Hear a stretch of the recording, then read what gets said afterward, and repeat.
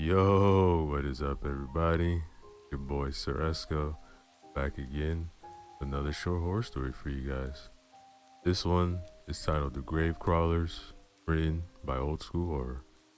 Remember to use the links in the description below.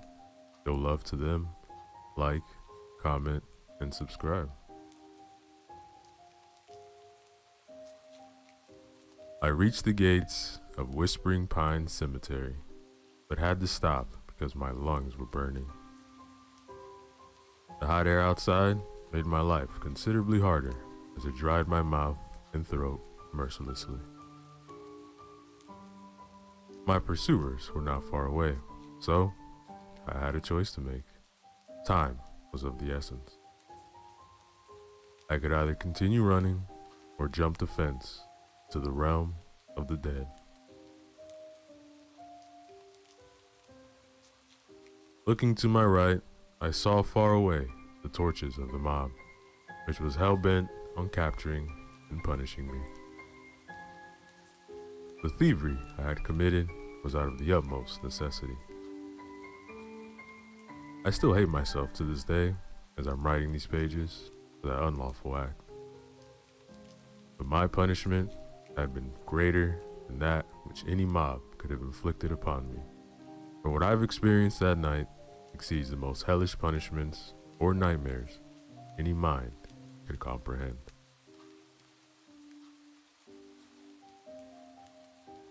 With aching muscles, I struggled to climb the fence. The mob was closing in. I heard their furious shouts. I jumped down on the other side, then hid behind a large gravestone several yards away.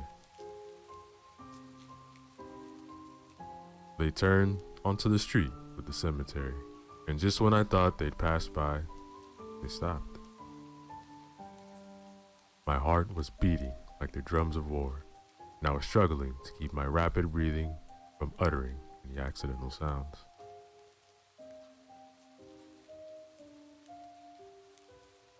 They were arguing outside the fence. Their voices were full of venom, rage. They were eager to capture me. I was praying to God to save me. To my knowledge, nobody had seen my face, so I had a chance to escape. I thought if I could just survive the night without being caught, I could go back to my family. The money I've stolen, I could then help find treatment for my dear daughter, who was in dire need of it.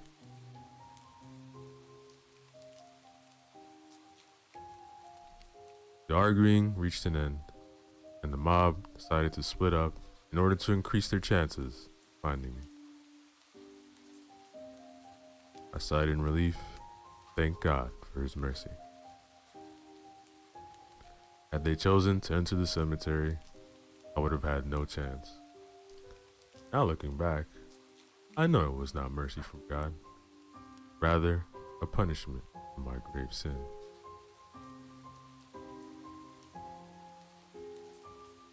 I waited until the raging mass of people dispersed and tried to figure out my next steps. One thing was certain, I could not leave this place. Not soon, that is. I was trapped in that garden of the dead with only ghosts for company. Or so I thought. This place bore an ominous feel to it. I sensed it after my heart and lungs calmed down.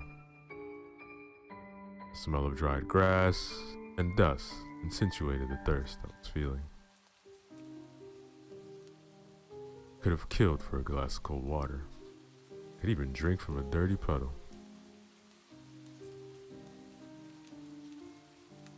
The smell of coming rain began drifting on the wind.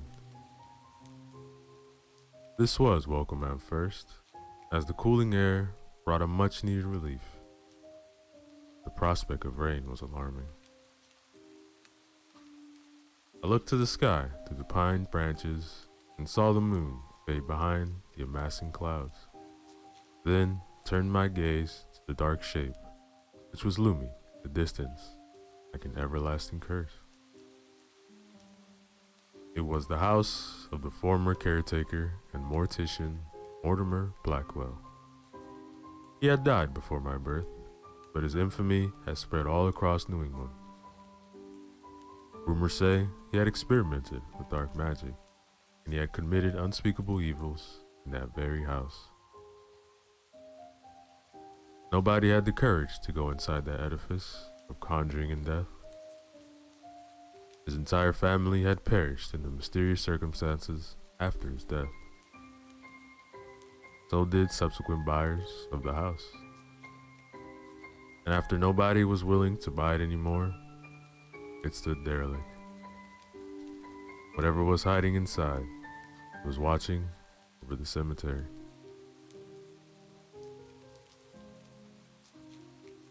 I shuddered as these thoughts ran through my mind. Then thunder rumbled nearby. The sky was full of mounting fury, ready to unleash upon the land. I had to find shelter. There was no other option but the accursed house. Outside, members of the mob still walking about relentlessly. I had a feeling that they tried to avoid this place. I mean, no sane soul in Harper's Ridge would enter it after nightfall. The awful history of the Blackwell house was keeping people out. Yet, I was inside Whispering Pines, forced to enter the dreaded ruin. So, I gathered my courage and headed toward the Blackwell house, which was several hundred yards away, the gate. I kept convincing myself that if I only stay on the porch outside, everything will be fine. I thought it would be a miserable night. The temperature outside dropped, but being the end of summer, I could survive that. There was nothing which could have prepared me for the things I was about to experience.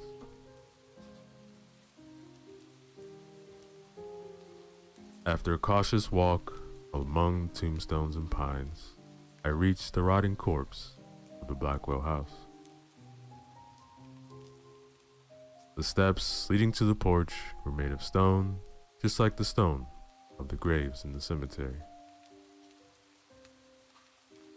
I hesitated to put my foot on the first step leading to this monument of Erebus, the primordial darkness.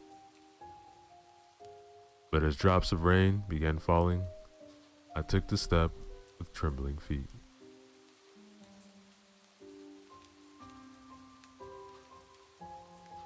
I went to the porch, which used to be covered, but the shingles and woodwork lay in pieces on the mossy stone below my feet. Maybe I will stay in the rain, I thought. The prospect of going inside became ever more frightening. I looked toward the front door, but I saw only darkness. The clouds above blocked almost all moonlight. Fortunately, I remembered I had a few matches in my pocket. As I was fumbling for them, I heard a branch snap from down between the graves. I stopped, listened. Then came something similar to an owl's hoot, but it was sickly. A sound I did not recognize. It was deep and distorted.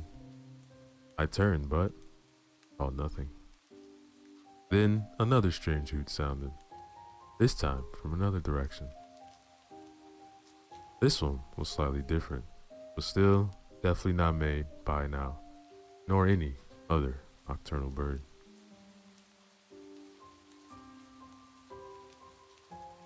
A long pause followed. I did not move for several seconds, but then resumed my search for the matches. Finally, I found them.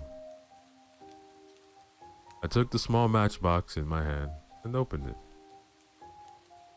I felt I have only a few pieces left in the box. Providence were surely not on my side.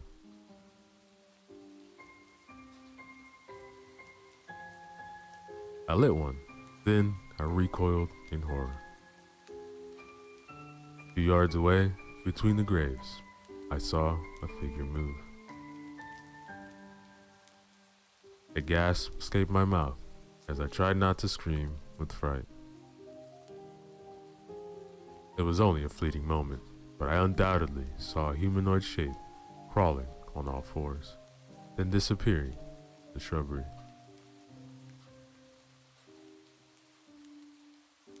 The match was quickly burning down, so I threw it away, took out another one. I lit it and tried to look around. The light was meager. The fire was almost touching my finger when I pointed the match to the grave where I saw a figure hide. A pair of bright yellow eyes disappeared behind the stone as the light fell upon it.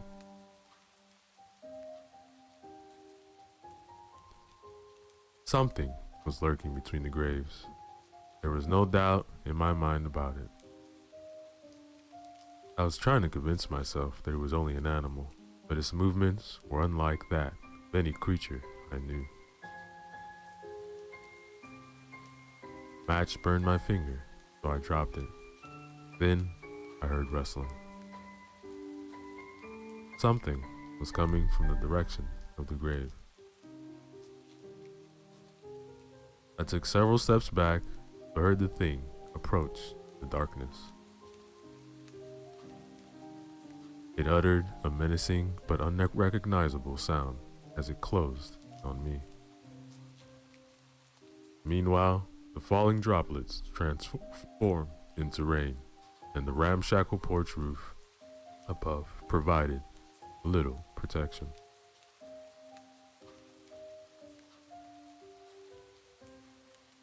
I dreaded the thought of entering the accursed house, but I dreaded more the creature a few steps in front of me. With a pounding heart, I turned and ran toward the blackness where the front door of the house was supposed to be.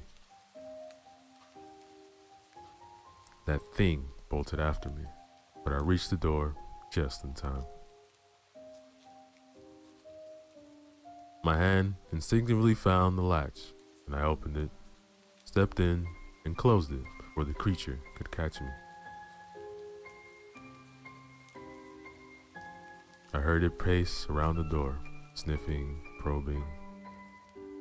Go away, damn you, I thought while I was gripping the latch with both hands. And finally, it retreated. I sighed, but I was in a worse situation than before. If a thing like that was outside, who can tell what was inside?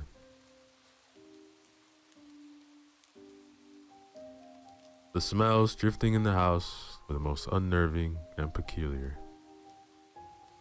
I felt as if I stepped inside a crypt, not the ruins of a house. Smell of rats and mold blended with the miasma of the grave, of unearthed bodies left to rot.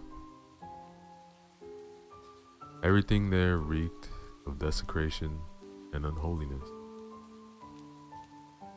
If there was a God, I think he was staying far away from this place.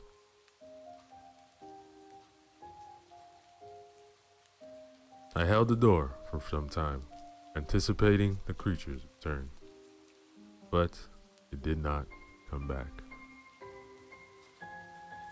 I was suspecting its intent was to come in through a different entrance to surprise me. After it left, only silence remained. Faint skittering hit my ears. First, it startled me, but then I recognized the sound, that of rats moving around. I lit another match and looked around. Lots of debris lay about the house. A few feet away, I noticed a heap of old wood planks. I picked up a thin piece and held it beside the flame. It was dry, but caught fire where the match burned out. By the light of the meager flame, I searched the heap for the plank sturdy enough to prop the door with. To my relief, I found one. After propping the door, I turned with the intent of exploring my surroundings. It was not the prospect of discovery which was fueling me, but the assurance of security. I wanted to see if there was any immediate danger near me, or anything useful.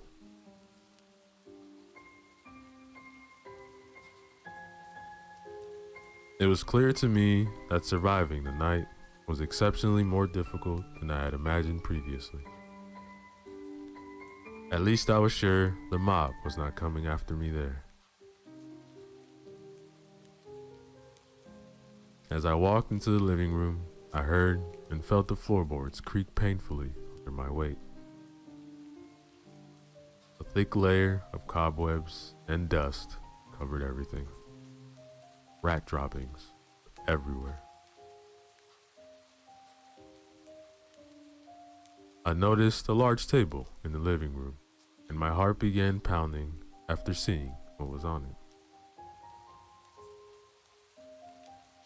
An oil lamp enveloped in thick cobwebs lay upon top of it for who knows how long. I paced to the table, took the lamp, and in my hand, I felt right away there was still some oil in it.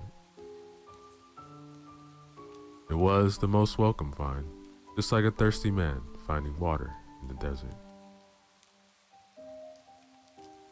Some unfortunate soul who had entered this God-forsaken place must have left it on the table a long time ago.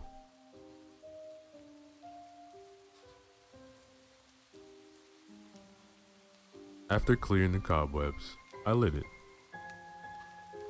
At first, the light it gave out was faint, but the flame got bigger after several seconds and illuminated the place much better.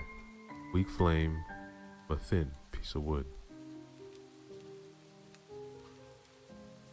Now, as the inside of the house was illuminated better, I saw my surroundings more clearly. The floor had several holes in it, and I noticed a large rat climb out of one of the holes.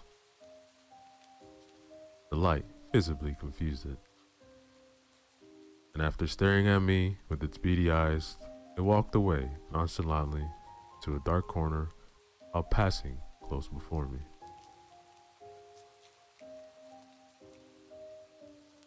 I turned and followed it with my gaze. Then I looked up after I saw it no more. I gasped when I saw the movement in the corner at a butt eye level. Something was moving there, or maybe my mind was playing tricks on me. Instinctively, I took a step back towards the middle of the living room. The boards below my feet squeaked, but I didn't pay much attention.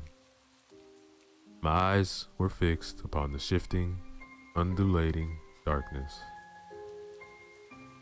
Then, to my utmost horror, it came out of the corner and began floating toward me. There was no doubt in me anymore. A haunting presence was there with me. A dark consciousness which had somehow survived the certitude of death was approaching me.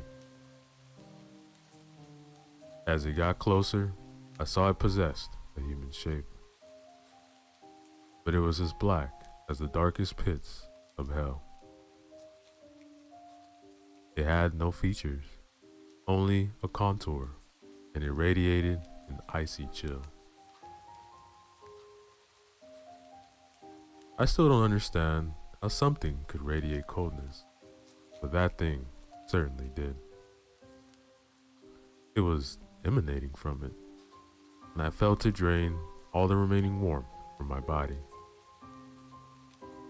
Then it spoke, but it was no language I understood. It was a strange mumbling which reverberated in my mind like some kind of dark chanting.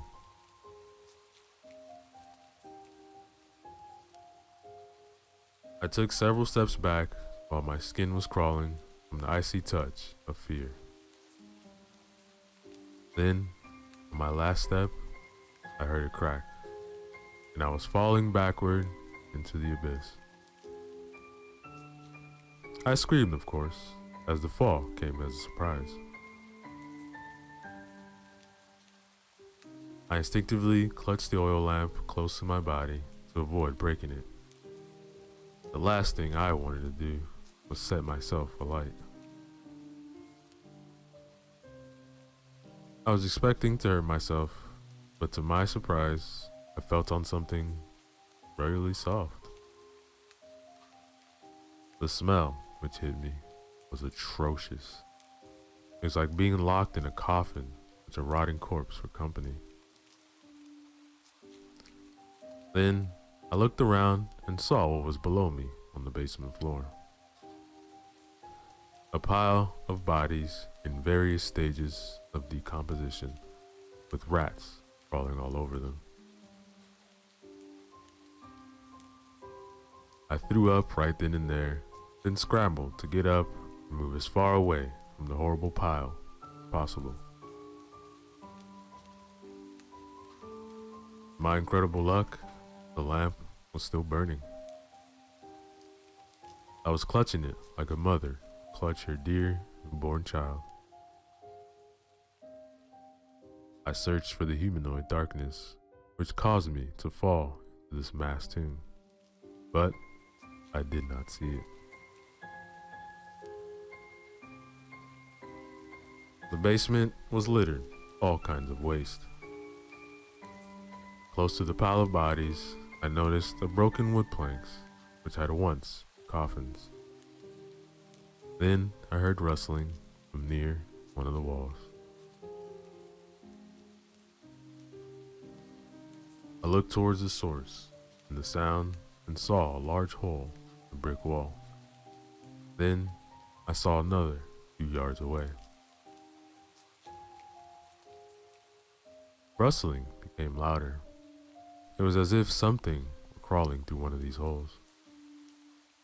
Then I remembered the strange creature which attacked me outside. I was expecting it to come through one of these holes to resume its attack, so I looked for a way to escape. I saw the remnants of a staircase, which was once leading to the floor above, but its lower part was lying in a pile below it.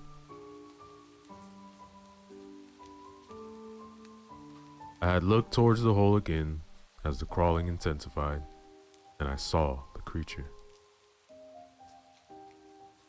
It stuck its head out, its fiery eyes gleaming with otherworldly radiance. In its mouth, a human hand was dangling. Bluish and rotten, it had most likely ripped it off a cadaver somewhere in the cemetery. When I saw the creature with the hand in its mouth, I realized what that place was. An unholy feeding ground of the monstrosities born of the dark magic and necromancy perpetrated in the Blackwell house. I had no time to ponder more on the subject, however, because in the second hole, another creature appeared. This one had no body part in its mouth. It uttered a screech, which I felt inside my bones. Its mouth opened wide, revealing countless sharp teeth made of rending flesh. Its skin was dark gray, slimy, and covered by soil. The creature had thin, long hands and a large palm adapted to dig tunnels through hard soil and rip coffins apart.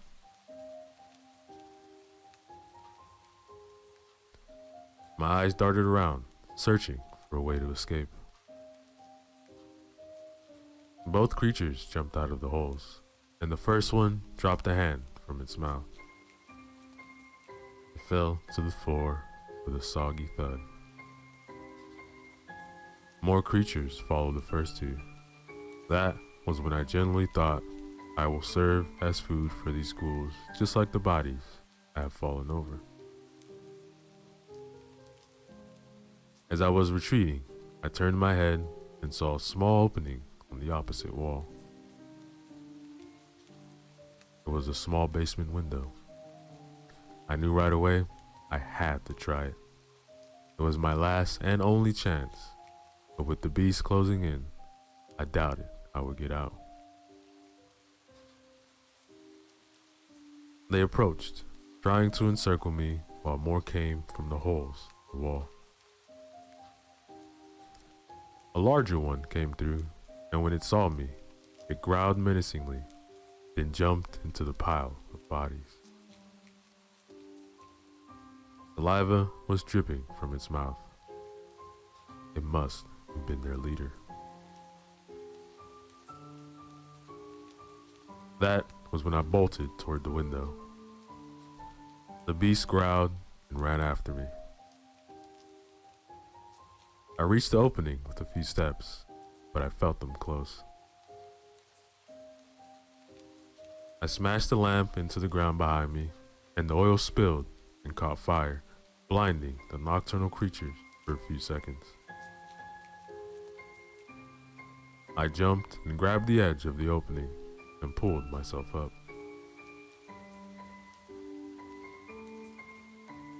Under normal circumstances, I'm not sure I would have done that feat, but panic made me strong for a few seconds. I almost dragged both my feet up when I felt claws dig into my flesh.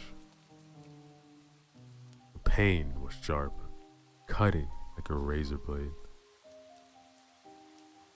I screamed, caring not about who might hear me from the streets outside. At that time, I preferred the people hunting me infinitely more than the ghouls from the abyss. The creature was dragging me down, its claws sunk into my flesh like hooks. I clawed at the stone, trying to overcome the pulling force, but then felt the beast clawing itself up my body. I shrieked as I felt the claws dig into my buttocks and lower back. Then, involuntarily, I struck the window pane, which was already cracked. It broke into several pieces, and I grabbed one shard with my right hand. As the creature made his way up, I stabbed backward behind my ear. It screamed as the shard sunk most likely into its eye. I felt a cold, vicious fluid cover the right side of my face and neck. It reeked of the grave. The monster fell backward, and I no longer felt its weight dragging me down. I then quickly grabbed the rim where the window pane used to be and pulled with all my might.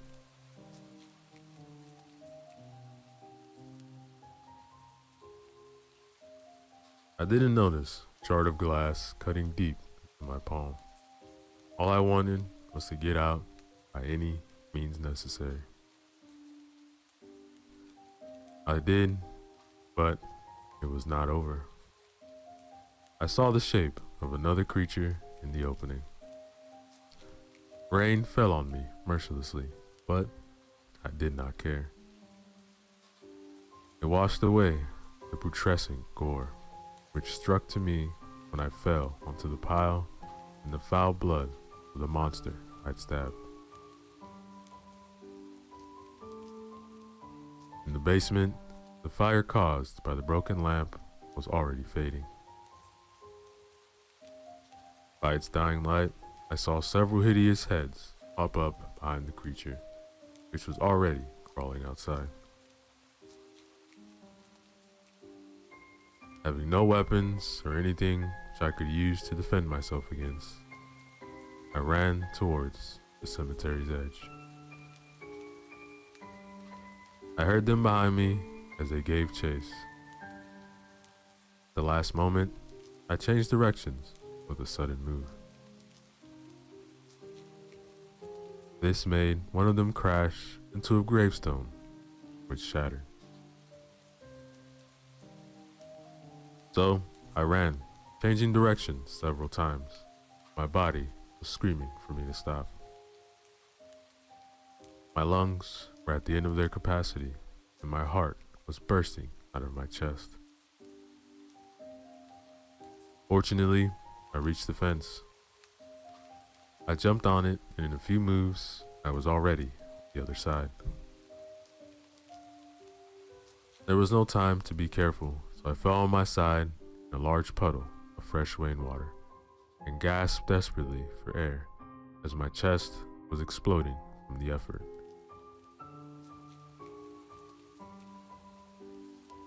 I turned on my back and heard the distant shouts of the people who had been chasing me. Rain fell onto my cheeks, and it was the most welcome feeling in the world. No abysmal monster jumped the fence to kill me. Members of the mob reached the place where I fell to the ground. They shouted for the others to come. But then silence came upon them. I sat up and looked between the iron bars toward the darkness of the cemetery. The men screamed in fear, abandoned all prospects of capturing me, then ran in all directions. There, the crepuscular domain of the dead, countless grotesque figures were watching with burning hatred and hunger in their long, dead eyes.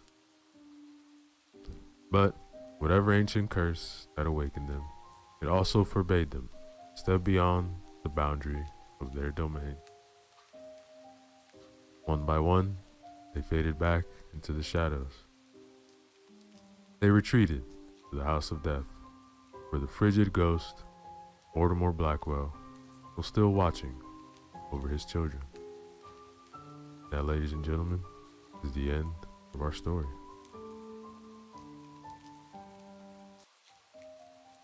Yo, what is up, everybody? Your boy Sir Esco back again. I know it's been a minute. Hopefully y'all been keeping well. Got another horror story for you guys. This one is titled The Cabin, written by MS Grant. Remember to use the links in the description below. Show love to them. Like, comment, subscribe. The Cabin. I'm writing this so that people will know what happened and what drove me to do what I did. I'm writing this as a warning so that no one else will follow in my footsteps. It began last week. I had recently inherited some money. Not I never have to work again money, but still a good amount. It was from an aunt on my father's side. I had really only ever met her a couple times when I was a kid. I hadn't had any contact with her after my father died when I was in my 20s, even though she was my last living relative. I instantly knew what I wanted to spend it on. I'd always wanted a small cabin in the woods where I could flee the everyday stress, the city, all the shit that we all have to deal with on a daily basis. A place just for me, where I could kick back by the fire and just recharge my batteries. I wouldn't say that I'm an introvert. I just enjoy my own company more than spending time with others. That's all. So, a couple weeks ago, I'm browsing on the internet for cabins not too far away from where I live. My curiosity was piqued by an ad of one of all the websites with houses for sale. A small one-story cabin suited right by a medium-large lake in the middle of the woods. Not another house for miles in any direction, and only about a 2-hour drive from my home.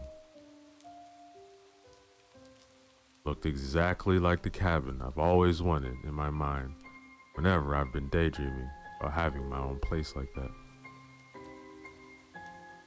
Now, it did seem a bit run down, but the price was almost too good to be true. I just had to see this place with my own eyes. Curiously enough, even though they've posted an ad on this place online, I couldn't seem to find the website for the agency.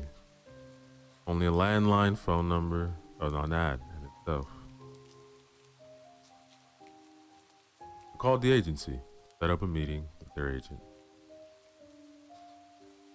After a few unanswered signals, a man answered.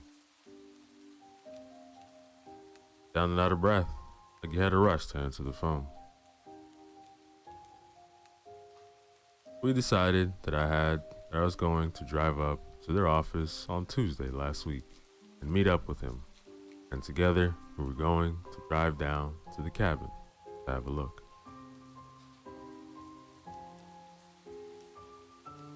So, come Tuesday, I'm super excited all day and feeling good about this place. 2 minutes after I got off work, I'm in my car, typing in the address to the agency, my GPS. Off I go. The office was located in a small town not too far from the cabin. About 30 minutes by car. The town itself was your typical small community with small shops and stores that looked like they had been owned by the same family for generations. A small church, kids playing in their yards with the fallen autumn leaves. Seemed to be quite a peaceful place to live. Typical everybody knows everybody place.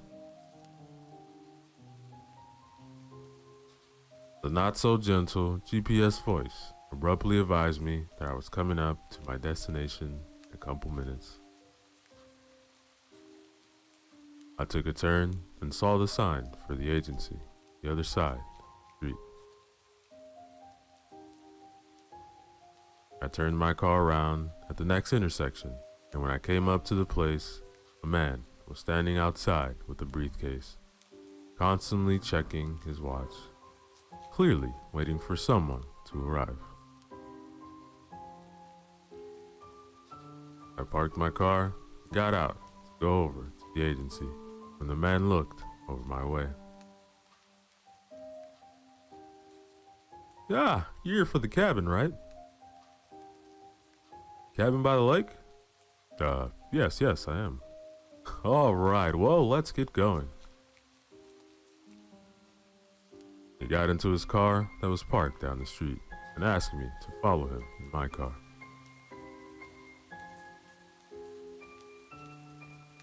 I noticed that he seemed a bit stressed, his face a bit pale, with beads of sweat on his forehead, like he was coming down with something. Anyway, we drove out small town and was soon driving on twisting and turning small roads to the woods. The trees were exploding in autumn colors, yellow, orange, red. It was mesmerizing, like driving through an oil painting. After driving for about 45 minutes in this gorgeous scenery, the agent's car took a sharp turn down a small dirt road. If you didn't know it was there, you probably never would have seen it. It was overgrown with high grass and was a bumpy ride. Luckily, we only had to drive down it for about 10 minutes. Then, I saw it. The cabin. It was, from what I could see, all what I hoped for, and more. I couldn't wait to go inside and check it out. I was so excited.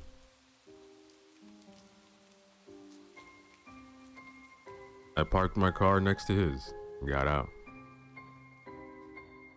So, here we are. Indeed.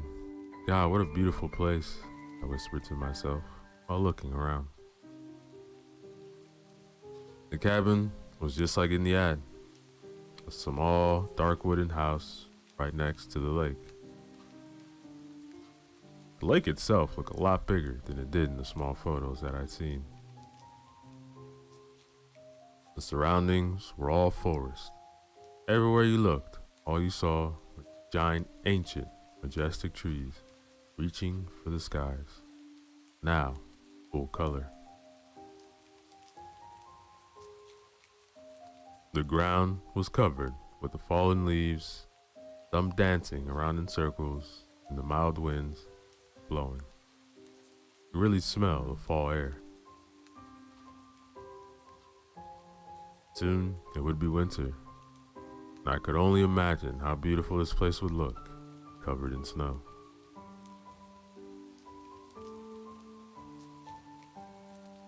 I decided then and there I would spend my entire holiday vacation there.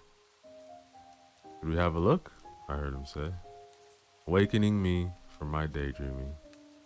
Oh, yes, of course. Show me the way. So, the cabin is old. In fact, we don't know who built it or when. But as long as we have the town record, the cabin has been here. We've been keeping it record for about 140 years. But I honestly think the cabin is much older than that. Now, of course, the cabin has seen a couple different owners over the years, and most of them has modernized the place in some way or another when moving in. For instance, there's running water and indoor bathroom, electricity. There's, however, no landline telephone, and the cell reception out here is sketchy at best. No worries. My plan is to come out here and get away from all this anyway. Well, that actually just good. Gives me another reason not to check my emails every 5 minutes. Oh yeah, I know what you mean. Come on, let's go inside. I didn't say anything, but his sales pitch was unnecessary. I had already made my mind up. I needed this place. It was, however, out of character for me to feel like this. I could easily spend several days browsing through different stores, comparing prices, just for a pair of jeans. Yet, here I was, ready to hand over quite the amount of cash for a cabin I have never set foot in. But somehow, it didn't bother me.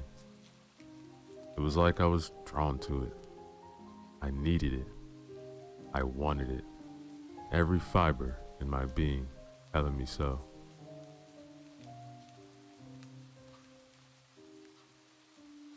The front door opened straight into a large living room.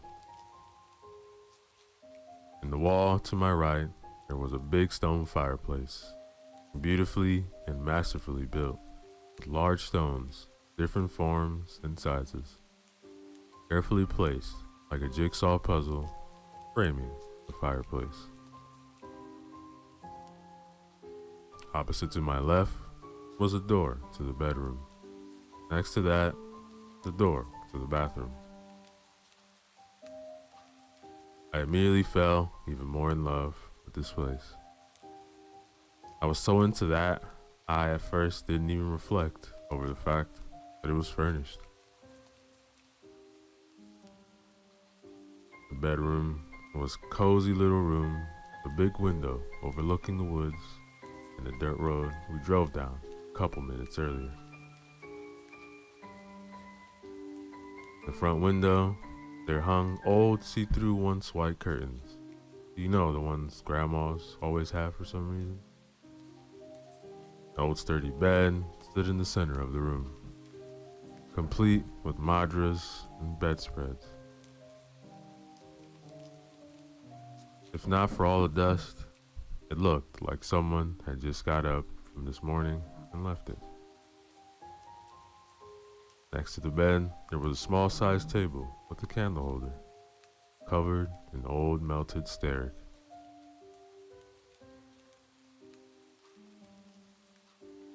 The bathroom was a small place, with just the things you needed: a shower, a toilet, and a sink. You can tell this part was added not too long ago, but still, it looked like it had been there for quite some time. It needed some cleaning, that's for sure. But all in all, it was just fine. On the far side of the living room, there was 3 big windows with an amazing panoramic view of the lake and the surrounding forest. That was about it. The cabin wasn't much more than that, which was perfectly fine by me. I certainly didn't need any more than this. I could already see myself sitting in front of the fire, a glass of scotch, and nothing on my mind. This place was perfect. Yeah, the previous owners left everything behind, it seems, the agent suddenly said. Can't for sure tell you what happened to them. I just know we got a letter from them, including the keys to the cabin, saying they had to move and that we should contact them when the place got sold to wire their money. You keep the furniture if you want, or replace it, or whatever. Weird though. I thought, but not unheard of, many people can move in a hurry for any number of reasons. I looked around, and the furniture really did go well with the place. Big, strong wooden tables, leather sofa that looked like it would be really comfy, bookshelves filled with old books, lamps. Really gave the place nice ambiance. I'll probably have to buy a new bed though, I thought, feeling a bit weird about sleeping in some stranger's old bed.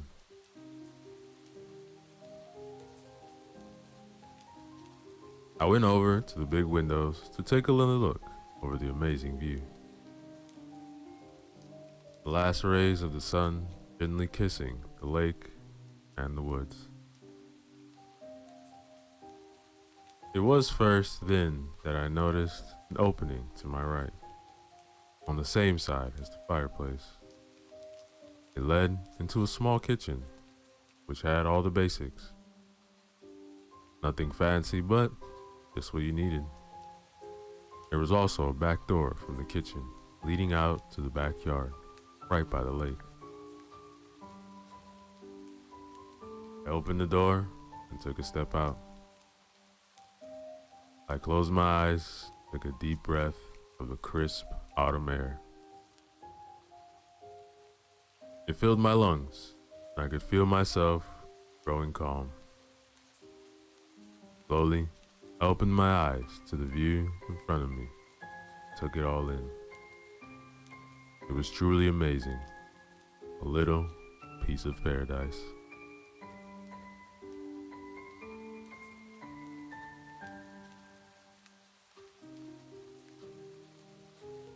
I drew another lung-filling breath where I stepped back inside, closed the door behind me.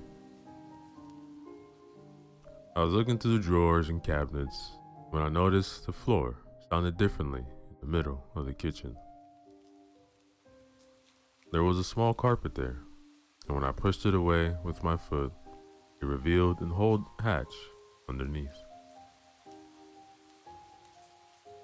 Its hinges blackened by time and neglect.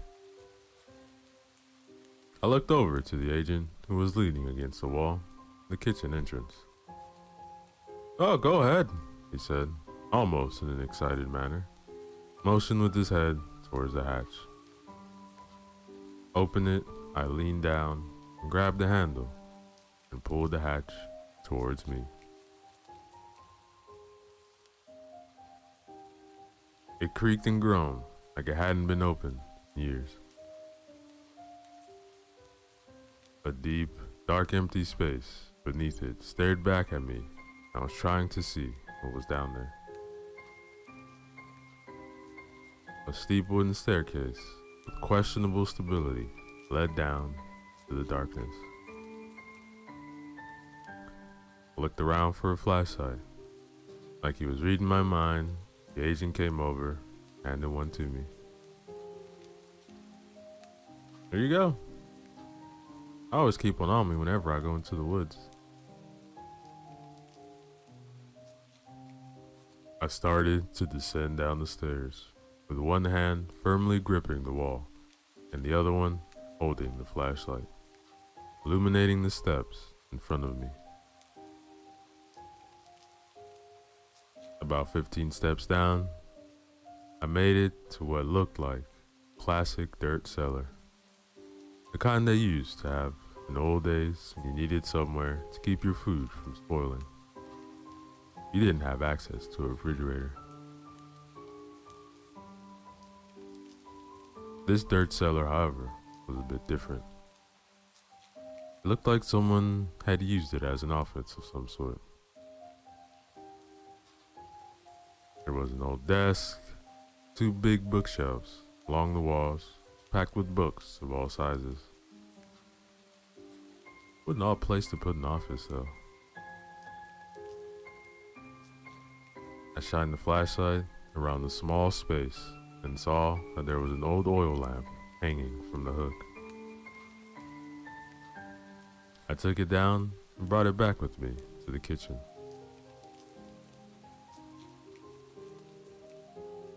I gotta say, I really love this place.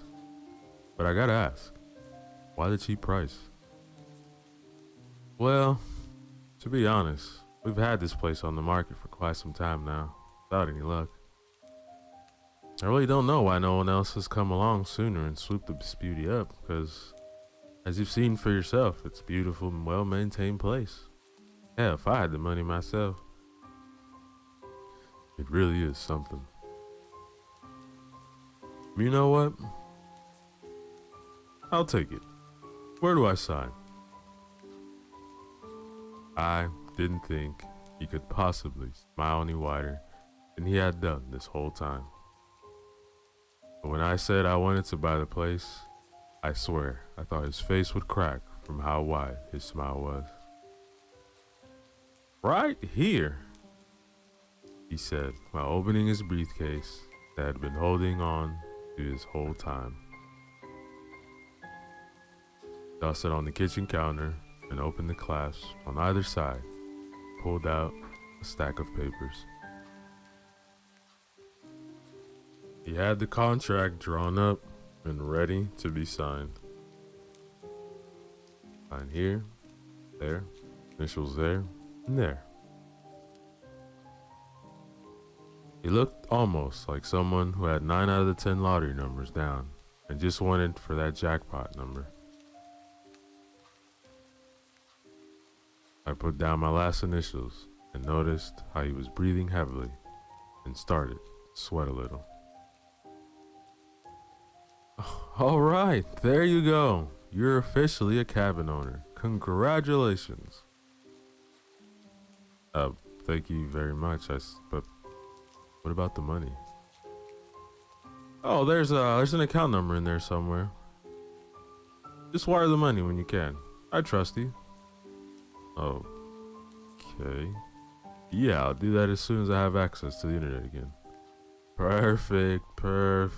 Well, I've got to go. I have a long drive home and it really gets dark out here. Yeah, me as well. You mean you're not staying here tonight? Oh, no. I have work tomorrow. I need to get some stuff from home before I can stay the night here. I'll probably drive up this weekend and get settled. Oh, I see. He looked almost disappointed. Alright, well, drive safe and don't hesitate to call if you need anything. And with that, he was out the door and within minutes, driving up the dirt road again.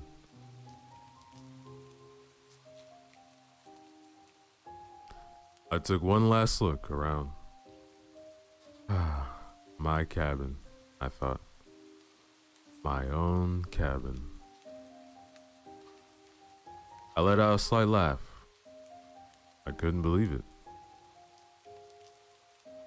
The sun was just about to disappear behind the trees on the far side of the lake, making the water look almost entirely like it was ablaze. The thick mist was slowly rolling out of the waters, and even though I was inside, I could feel the coldness out there. I turned to leave, when in the distance, I swear I could hear a faint giggle. I stopped in my tracks and listened. Nothing. Must be the house, I thought. Wooden houses make all kinds of weird noises when temperature changes. I shook it off and went out through the front door, locked up, and walked over to my car, drive home. The leaves rustling and crunching beneath my feet.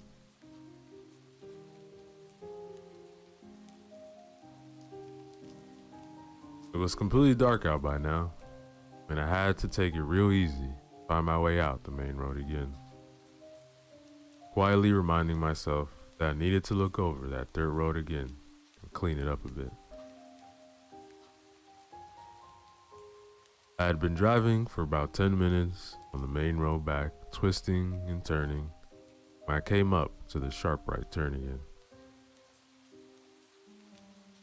The second I came around that corner, I all of a sudden saw a person step out of the woods right in front of my car.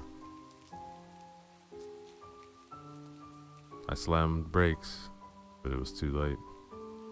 The person in front of me turned their head and looked me straight in the eye. It all went so fast, but I could clearly see that it was an old lady. She was smiling ear to ear beneath the dark hood. I closed my eyes and prepared for the inevitable impact, but it never came. The car came to a screaming halt, and I slowly opened my eyes again, my heart beating like crazy. I was breathing so hard, I almost passed out before I could calm myself down. I looked all around me, but couldn't see anything or anyone outside. I loosened my seatbelt and got out of the car to see where the old lady had gone. Oh my God, is she under the car? There was no one. Nothing. I was sure she had been there just seconds ago. I could still see her old creepy face in front of me. Had I fallen asleep? I turned my warning signals on and walked back the way I had came. There were no signs of anyone. I could see where the black tires on the pavement and the smell of burnt rubber mixed in with the smells of the forest.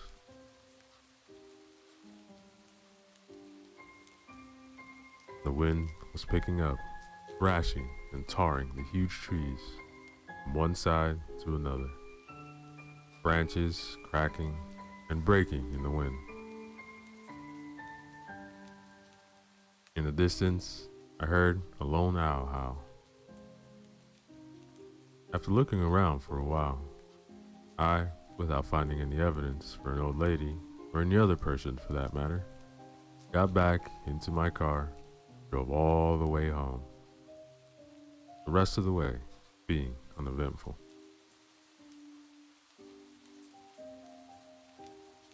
So, Wednesday and Thursday came and went. I had put the incident with my car behind me and wrote it down as stress or sleep deprivation, and was so ready to get back to my cabin, spend first of many weekends.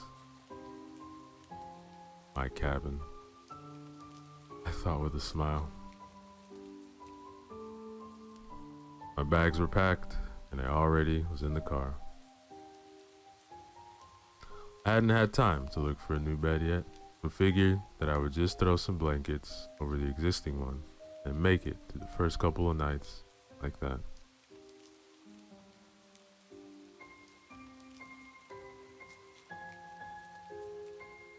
I sat in my office, counted down the minutes while staring out the window.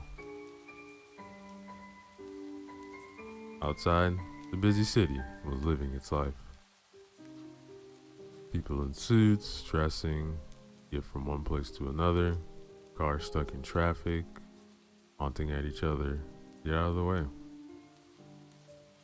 Buildings of all sizes packed tight together, blocking out the last few hours of the afternoon sun, casting shadows on the streets, stopping the fresh air from freely flowing whilst containing all the foul stench of the city within their broad, tall walls, looming above all. I absolutely couldn't stand it there. I felt claustrophobic among all this. I needed to get back out there, to the cabin. I closed my eyes while listening to the clock on the wall, slowly counting down in seconds.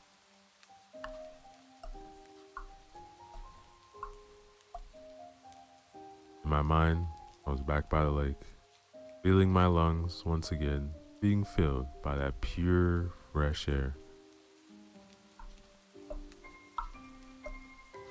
I opened my eyes. The clock had just struck 5 p.m. I slammed my laptop together, grabbed my stuff, and took off to the elevator and pressed the button for the garage.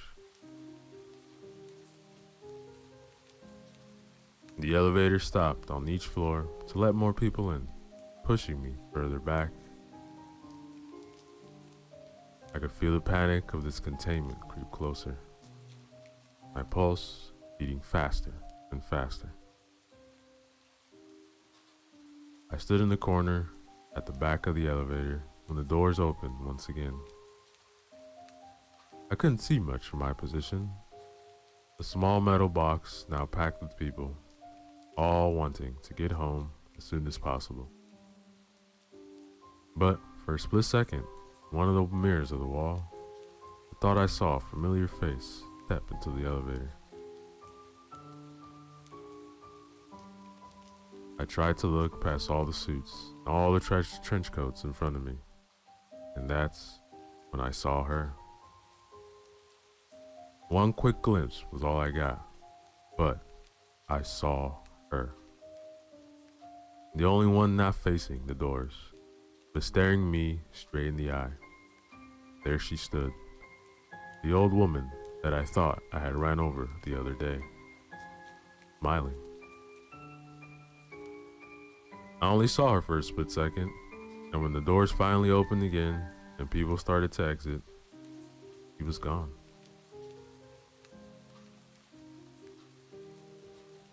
I waited for all the people in front of me to get out before I slowly started to make my way to the badly lit garage, the other side of the doors, clutching my things tight against my chest, all the while looking around to see if I could see where the old woman had gone.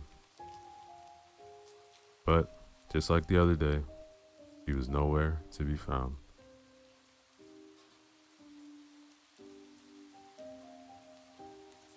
I finally got to the car, sat down, and closed the door behind me.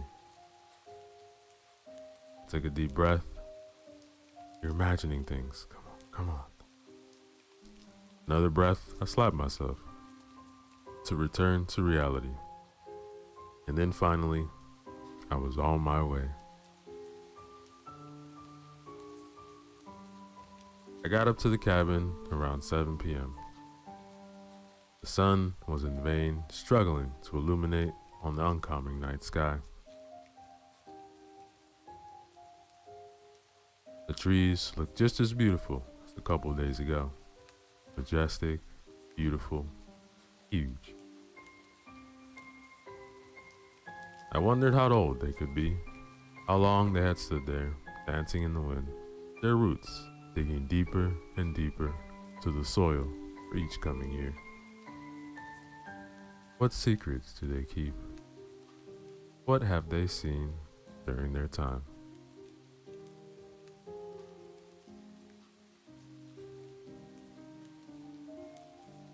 After unloading my stuff from my car, I unlocked the front door, flung it open, dropping my bags and belongings onto the couch, and immediately started to get a fire going in the big fireplace. The soothing sound of the wood starting to crackle, catch on fire, soon filled the small living room, along with the calming smell of a warm fire. I went out into the kitchen and brewed a big mug of strong black coffee. I took the mug into the living room and started to look a bit more closely on the stuff the previous owners had left behind. There were some real nice things here. An old 50s radio, the ones that took up half the room, a typewriter, all set up to be used with an old wrinkled paper still struck into it. Some figurines, random knickknacks.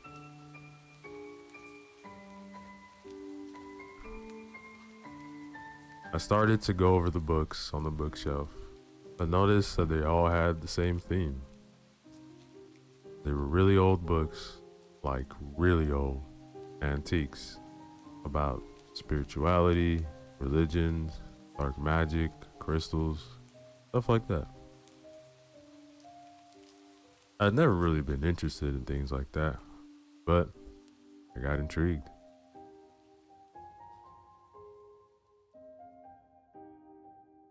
I pulled one of the books out and sat down on the couch, skimming through it while sipping my coffee and listening to the fire, now at full blaze, spreading its warmth around the cabin.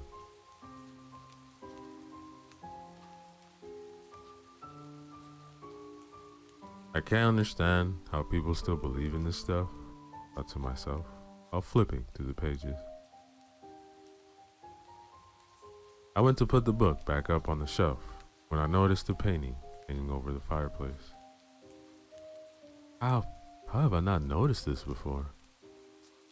It was a big oil painting with a thick hand carved dark wooden frame.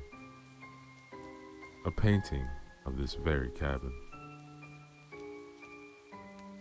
It looked old, but the cabin in the painting basically looked the same as it did now.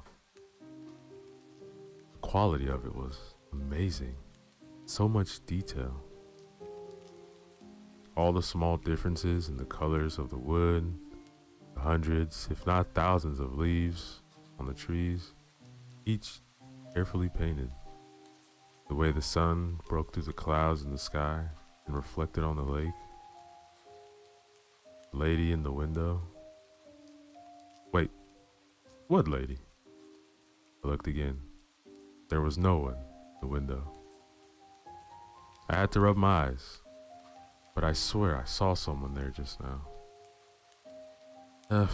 Must just be getting tired and hungry. I could hear my stomach growl, and I hadn't eaten since lunch. I brushed away the unsettling feeling of the painting and went back into the small kitchen. Ah, damn! I was supposed to stop and buy groceries on my way up. I had totally forgotten. I had literally nothing to eat. Well, I better drive into the small town and get some food. I downed my last coffee and placed the mug on the mantelpiece, and then stepped through the front door. Just like last time, I was up here. The wind had now picked up again, and the trees were once again swaying violently from one side to another, desperately trying to hold on to the last yellow-reddish leaves that were being ripped from their branches, like a mother trying to hold on to their child in panic.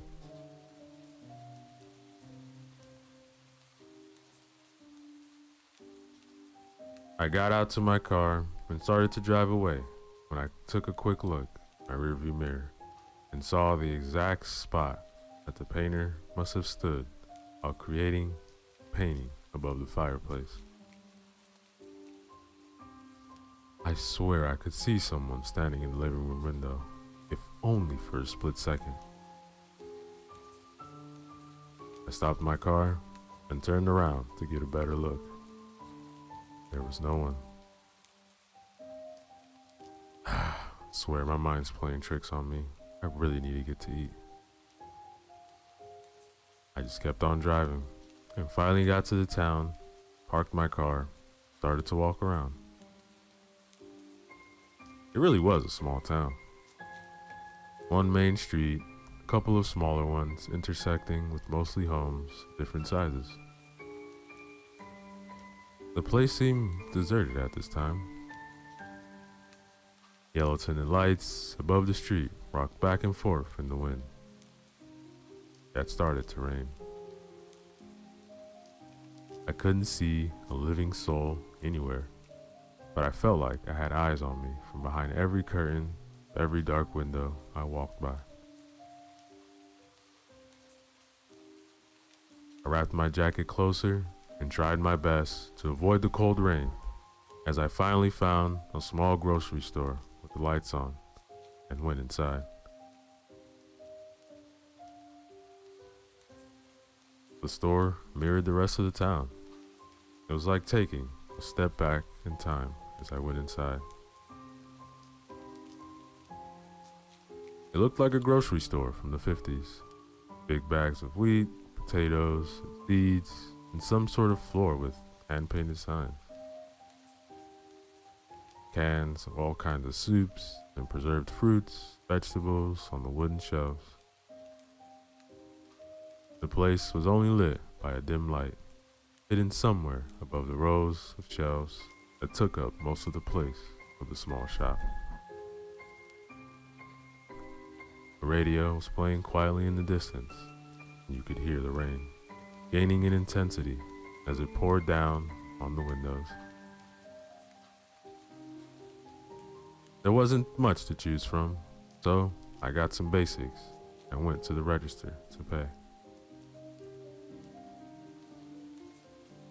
The owner was an elderly gentleman with a white beard, brown glasses.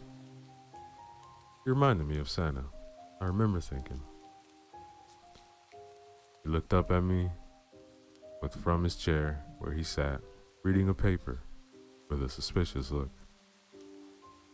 "You're not from around here, are you?" No. I just bought the cabin up there by the lake. Spending my first weekend. Cabin?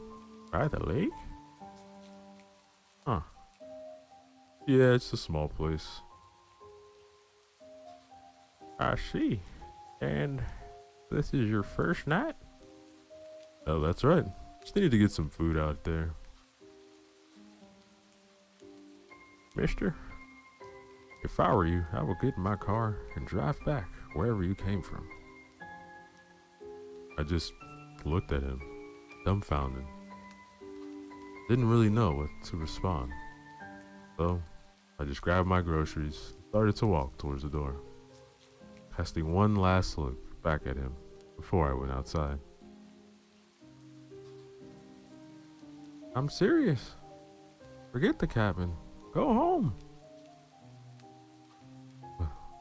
Why? This place isn't right. I know what cabin you mean. Stay away. Just go back home and forget all about it. Yeah, I think I'll be alright. Yeah, that's what they all say. Don't say I didn't warn you. I slowly walked out of there and closed the door behind me. Well, that was weird. I started to walk down the street, the rain now absolutely pouring down seemingly from all directions. Hard gusts of wind making the streetlights cast their beams all over, and in turn creating an intense show of shadows appearing and disappearing on the side of the houses all along the main street.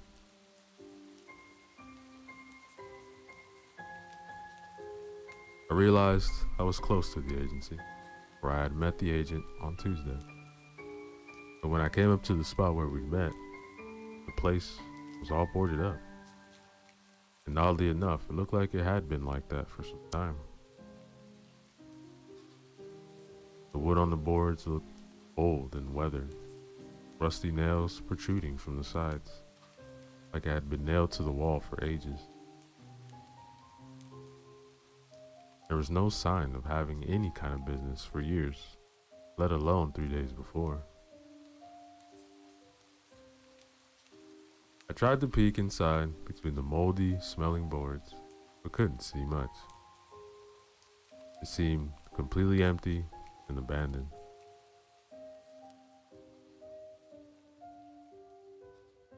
The growling sounds came from my stomach, brought me back to my senses. I hurried back to my car, realizing I was now completely drenched by the rain, freezing to the bones.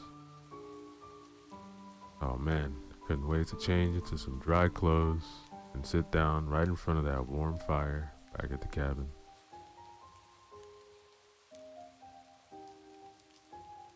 On the way back, I remembered that I still had the agent's number in my list of recently called numbers on my phone.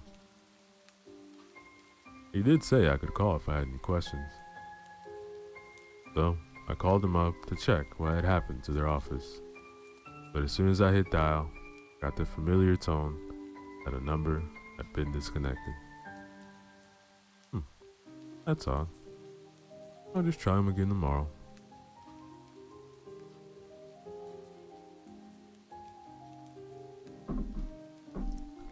The whole drive back, I couldn't shake the comments from the old man at the grocery store.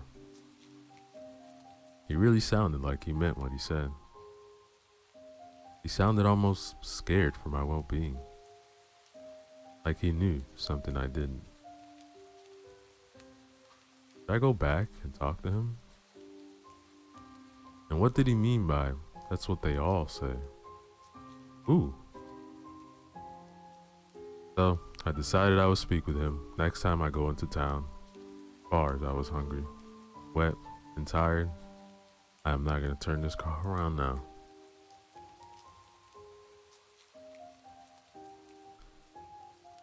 When I got back to the cabin, I parked the car and quickly went inside. So hungry, I was about to pass out. So, I went into the kitchen, found the saucepan. It didn't look too nasty. Cleaned it up as good as I could, started to fry some eggs and bacon. The best I could find in that small town. I noticed that the old oil lamp on the kitchen table that I had recently brought from the dirt cellar. I wonder if the old owners had left any lamp oil laying around, and I started to look.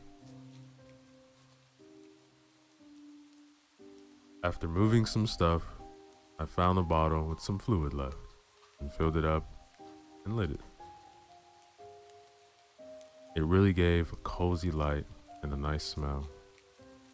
I left it on the kitchen table while finishing making my late dinner.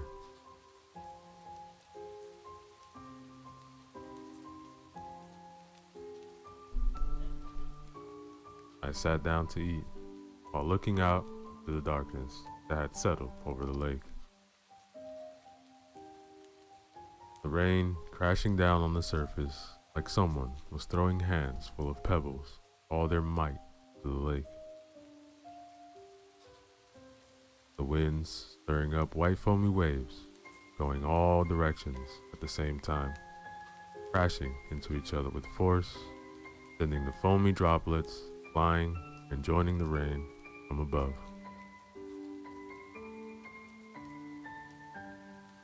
The cabin was moaning and creaking in the wind, and the rain was hitting the window so hard I almost started to worry it could break the thin glass panes by the sheer impact.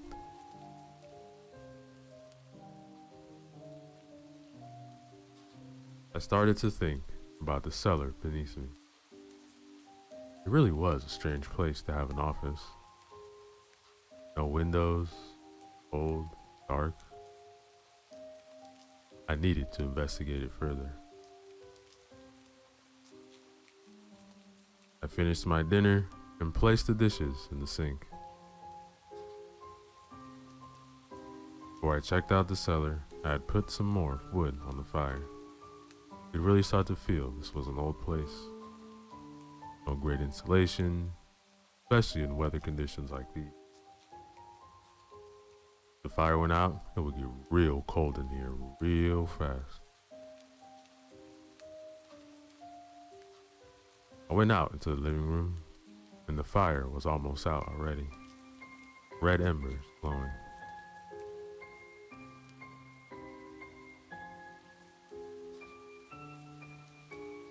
It was dark. In the window by the front door, the same window that you could see the painting over, was an old ugly lamp with a dark orange lampshade. I went over and turned it on. It flicked a bit, but it lit up after a while. It didn't do much to illuminate the room though. It seemed its light only reached as far as the window and back, turning that small part of the room sickeningly orange. I went over to the fireplace and found two big logs. I went over next to it, turned it on. These would do fine. As I turned to go back to the kitchen and down the cellar, I saw out of the corner of my eye a painting. There's a light in the window. I did a double take and looked over there again. No, there was no light. There's no woman and no light. Damn it. Mine is playing tricks on me again. Must be all this fresh air, or internet absent, or something.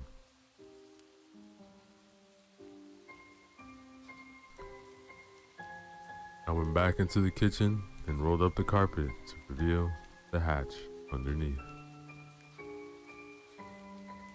I grabbed the handle and pulled it open again. This time though, I didn't have the agent's flashlight to guide me. I had to take the oil lamp with me. It didn't light up anywhere near as well as the flashlight, but it was better than nothing. I got down and started to look around. The desk was an old, massive wooden desk. Oak, I think. How on earth did they get it down through that narrow hatch? The floor was basically just packed dirt. The walls were made of wood and the same kind that the rest of the cabin was. You could smell the rain from outside being soaked up by the wet ground on the other side of the walls. Two big bookshelves stood to my right, both packed with books. They were all in the same category as the books upstairs. Crystals, demons, witches, stuff like that. Some of them looked extremely old with cracked spines, all leather bound.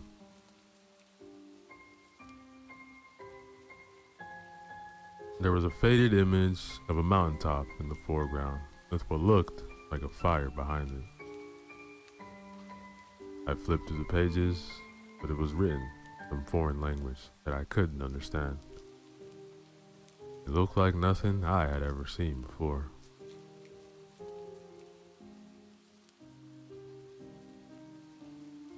I put it back and continued to check out the inventory.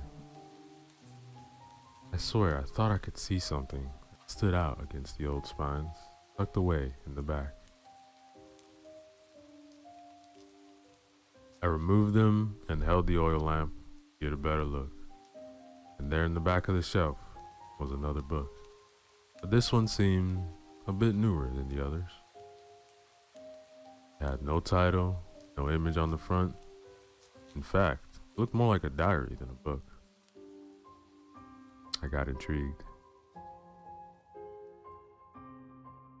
It was too dark to read down there, so I went to bring the book with me upstairs again. I turned around and towards the staircase. The second I set foot on the first step, the hatch above me slammed shut with such a force that it shook the ceiling.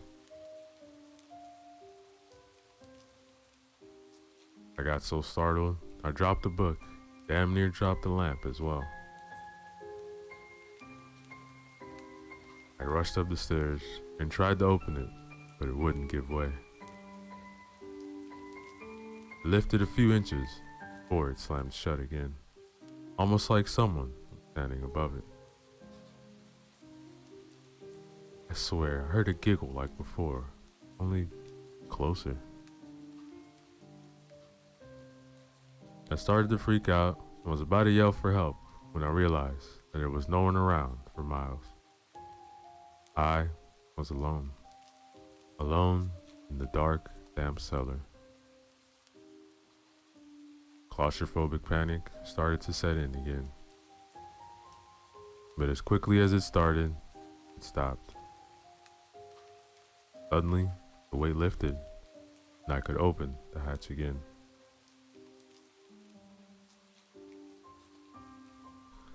I flung it open and quickly went down to get the book back up from the floor and rushed back up the stairs again, where I just threw myself on the kitchen floor and laid there, breathing for a while, wondering what the hell just happened.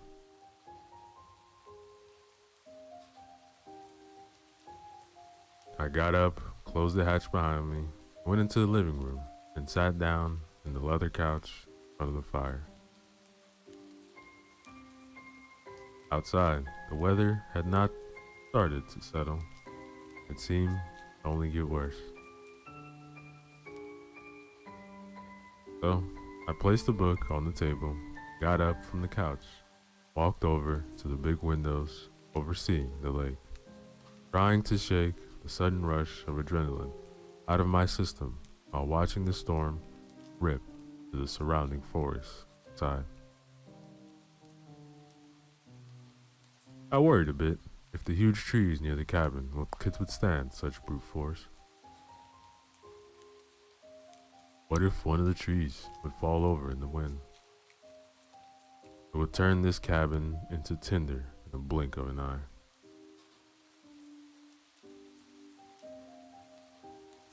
Alcohol. I need alcohol, and thought and remembered that I had packed a bottle of scotch in one of my bags. I got it out and found the glass in the kitchen. I poured myself a real generous drink and went back to the couch, took one big sip. Was it all in my head? Was I imagining? Was I freaking myself out with all these incidents? The old lady, the painting, the agency being boarded up, the man from the grocery store in his warning, the hatch, all these weird books. I took another sip, then turned to the diary. I opened it up and read the first of the sentences. I'm writing this so that people will know what happened and what drove me to do what I did. I'm writing this as a warning so that no one else would follow in my footsteps. But if you are reading this, chances are it's already too late for you. If you have come so far as to have found the cellar and the diary, then you have probably already signed the contract. If you have signed the contract, it's too late. You have already given yourself to her. You probably already know who I mean. You've seen her out the corner of your eye, maybe in the cabin, maybe in the woods, maybe even in the goddamn painting over the fireplace. That damn painting is cursed. I threw it in the fire one day, only to find it back on the wall the next day. And that, just to start. I tried to get away, but it was pointless. No matter how I tried, I still ended up where I had started. In that fucking cabin. I have now realized that there's only one way out. Tonight, I'm going to end it myself. I'll hang myself in the cellar. I won't let her win. She can't have me or my soul or whatever it is that she wants from me. I'm going out on my terms. Sorry to say, but if you're reading this, you're probably going to want to do the same soon. Might shut the book hard. What the hell is this? Thought. This must be some sort of prank from the previous owners. Then I heard something slowly being slid over a rough surface. I stood up and gulped down the rest of the glass with one big sip. Out of the corner of my eye, I saw my coffee mug suddenly fly across the room, from the mantelpiece, crashing to the opposite wall, a million pieces. Oh, fuck this. I'm going home. I grabbed my jacket, bolted out the front door, and ran for the car. The wind almost lifted me off the ground, and the rain felt like I was being hit by 1,000 tiny nails. I could swear I heard a distant voice in the wind, but ignored it, got into my car, and turned the key. It wouldn't start.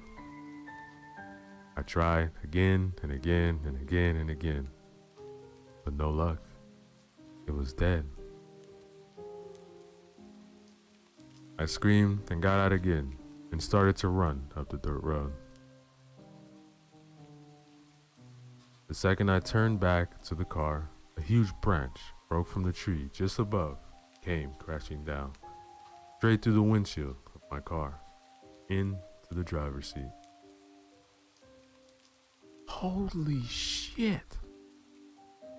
I exclaimed as I fell backwards into the mud.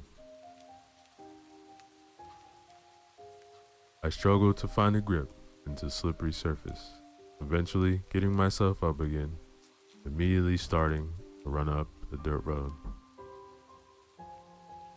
I'll find my ride once I hit the main road, I thought. But in a weird sense, it felt like everything around me was trying to stop me from leaving. The wind and the rain were almost too much to run against, and the branches from the surrounding trees seemed to reach out after me, like bony fingers nagging me, trying to grab onto me. I ran, and ran. Man, was this road always this long? After running for at least 15 minutes in a straight line, I saw a light ahead. Oh, finally. Maybe it's a car. I ran faster. I gave everything I had. Then, in disbelief, I fell to my knees. The light in front of me wasn't from my car. The light was coming from the old ugly lamp in the window. The window of the cabin? Ow, I hadn't made a single turn. How could I be back? I looked behind me to get my bearings. There in the distance, I thought I saw someone standing in the middle of the road. But as soon as I tried to focus and look closer, it seemed like the person disintegrated, blew away like leaves in the wind.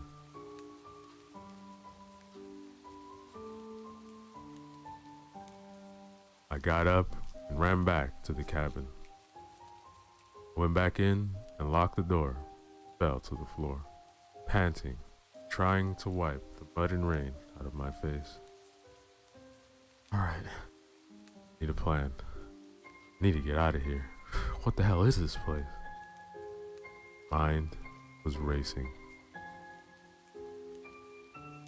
My thoughts were then interrupted by the painting, all of a sudden falling to the floor with a loud crash. I got up and slowly went to pick it up, but dropped it as soon as I looked at it. There, in the painting, was a woman standing outside the cabin, right outside the front door, clear as day. I stumbled back and fell down on the couch. I slowly turned my head towards the front door and saw the handle slowly turn. I flew up to make sure the door was locked and slowly backed away again. The door suddenly stopped moving. It was immediately replaced with the sound of an old typewriter behind me, typing. I turned my head and to my disbelief watched as the letters were being pressed down, one by some invisible force. I slowly made my way over there and looked down on the paper. You are mine, you are mine, you are mine, over and over. I couldn't believe what I was seeing and glanced over to the kitchen. The back door, I thought. I had to make another try to get out of here.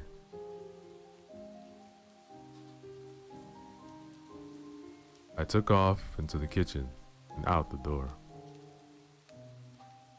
Once again, I slid down into the mud and got myself back up again and took off my left into the woods alongside the shore of the lake. There's bound to be a house somewhere along the shore. I tripped and fell, got branches in my face or my jacket. I didn't care. I was not going to stop. After about 20 minutes, I saw a clearing up to my left. It looked like a camping spot. Maybe there's someone there that can help me?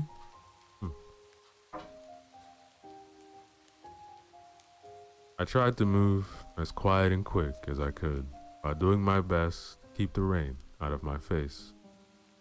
But when I came to the clearing, it was empty. No sign of anyone being there any time. There were, however, markings and carvings on the trees all around the clearing. I got up closer and it looked like the same language that I had found in the old books. Almost Latin, but not quite. 3 rows of text on one tree and some weird carvings.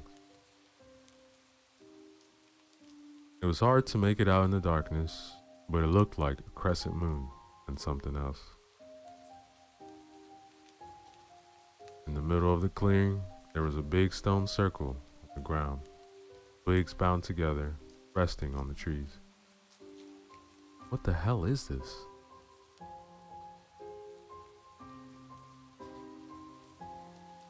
I went back down to the shore and moved on in the same direction that I had been going before. More than once, tripping over fallen branches and stones, almost falling to the damn lake itself. I looked back out over the water, and I could still clearly see the cabin way back there. It looked perfectly peaceful from here, but I knew better by now.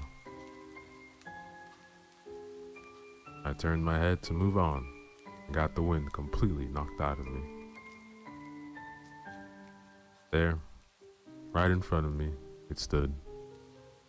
The goddamn cabin. I looked back behind me again, and a mist lay over the lake, blocking the view. Other than that, Nothing but woods.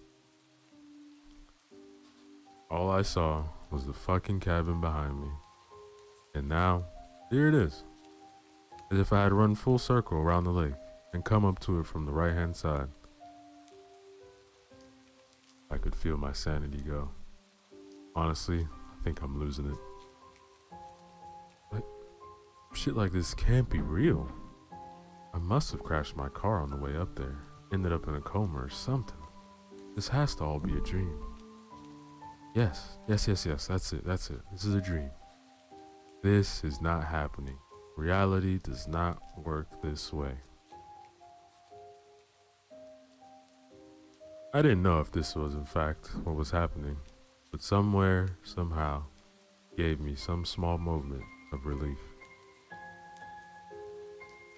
The thought of this might all be some kind of messed up dream. After all, what was more likely, more probable? That I somehow ended up what I only could describe as a haunted cabin? Or was this really just all in my head? Occam's razor and all that? The simplest solution is almost always correct. Almost always.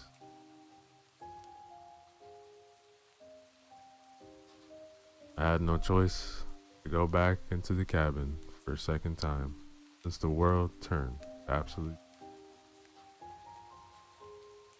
I was so cold.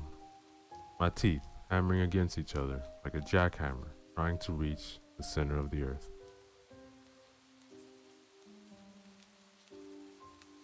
My clothes were by this point more water than fabric. I got back in though to the kitchen door, closed it behind me. Carefully looked around. No one in the kitchen, the hatch was closed, empty in the living room, bathroom, bedroom. The painting looked normal again. Front door, still locked. The typewriter was still. I walked over to it again, and the paper was blanked. There was nothing written on it. Coma, dream. I must be. Either that or I'm truly losing my mind. I sat down in the couch once again. A loud sigh, poured myself another drink. The fire was still going. Felt good. I discarded my soaking wet jacket on the floor and could feel myself calm down a bit. I glanced over at the table and saw the diary still laying there. I grabbed it, kept on reading. I just can't see any other way out. I don't know what happens if she catches you. I don't want to know. All I know is that I've been up here for 3 days now, and I can't get out. I've tried getting to the main road. I've tried running out into the woods. I even tried swimming over the fucking lake. No matter what I try, I always end up back here at the cabin. This place is cursed. I even tried to burn the book to the ground, but the fire wouldn't take. It's a goddamn wooden cabin. The fire wouldn't take? God damn it. I'm writing this as a warning, but I don't know if it will make any difference. On my last day here today, I found a diary myself, written by the last owner, with a warning for me, or for anyone who would have found it. Poor guy before me couldn't take it either. He had ended his stay here, and on this earth, by going out into the lake to drown himself. I think hanging is probably faster. If only I had a gun, could have ended it in a second. I truly hope no one needs to read this, but if you do, I'm so sorry.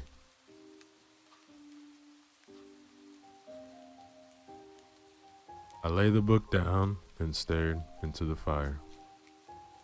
If this really is a dream, a coma, maybe I need to die here to wake up in the hospital. Either way, I can't take any more of this. The panic slowly starting to return. I could feel tears rolling down my cheeks. I mean, it's not like I would be missed. Sure, they would have a moment at work, say a few things about me, but that's it. I don't have any family, no girlfriend or wife, no kids. I have to try. I have to try to die so that I maybe can live again. If this really is a dream, maybe my only way out.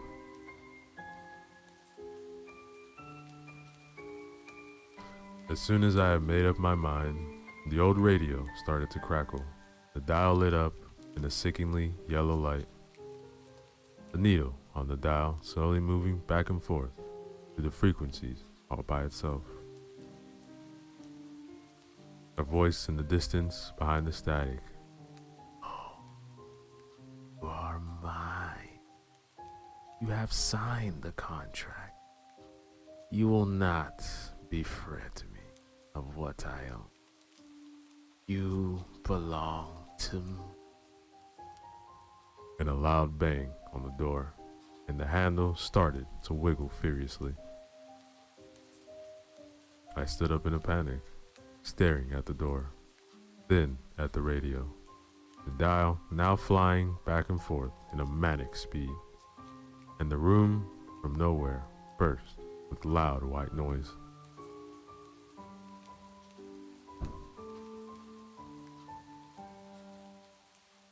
I ran into the kitchen, grabbed the oil lamp, opened the hatch, and went down. I tried to barricade it so that you couldn't open it from the other side. All I found was some rope. I tied it to the hatch and secured it to the staircase, went down. Started to look around. I didn't know for what, but I glanced back up at the rope. Was it enough? I stopped and looked. There was a sturdy beam in the ceiling. Yes, I will follow the last guy here. But first, I went through the drawers, and after a while, found this book, this empty diary. I had to write this down. This is my warning to you, whoever you are. This is my goodbye. Maybe I'll wake up somewhere in a hospital bed with tubes coming out of me and machines all around. Maybe not. I just can't take it anymore. I have the chances. As I'm writing this, I can hear screaming from the white noise upstairs. I can hear furniture being thrown. I need to end this now, before she gets to me. I'm using the rope from the hatch, and I'm hanging myself on that beam. I hope you never have to read this, but I'm leaving the book, plain sight, on the desk down there. Goodbye.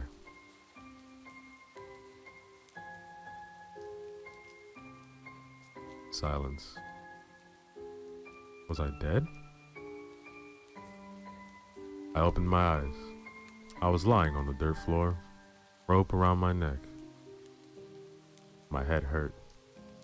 Blood was dripping into my eye. What had happened? I tried to get up, but I was pinned down. I tried to hang myself, but the beam had broken and knocked me out. It looked like the back of the room was about to cave in. I managed to get out from under the beam and sat on my knees. Couldn't breathe. I loosened the noose around my neck and tossed it to the floor, breathing hard and deep.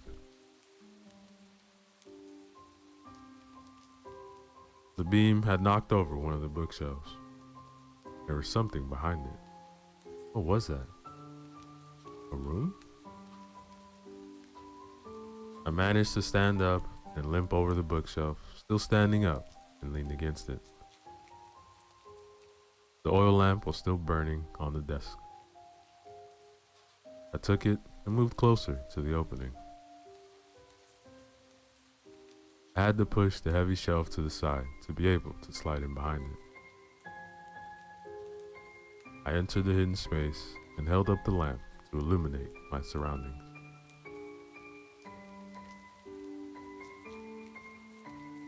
What was that in the back of the room? It looked like an altar?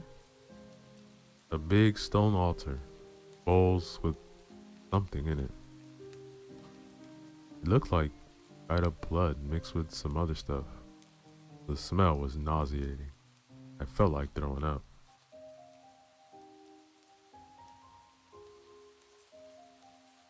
The walls were covered in weird symbols and sigils. In the center of the altar, there was another book. It looked like it was bound by small patches of leather. Was it leather? It almost felt like skin. There was a symbol on the front of the eye and a crescent moon. It looked like it had been burnt into the skin.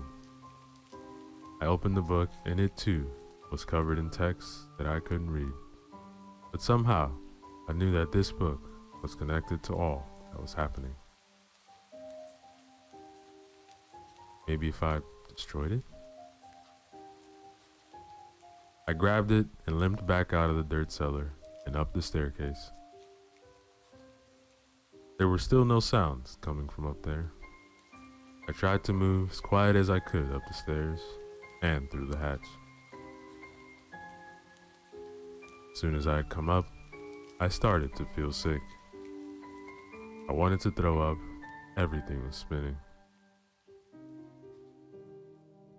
Suddenly, the white noise came back with a vengeance. It was deafening. It was like it was in my head.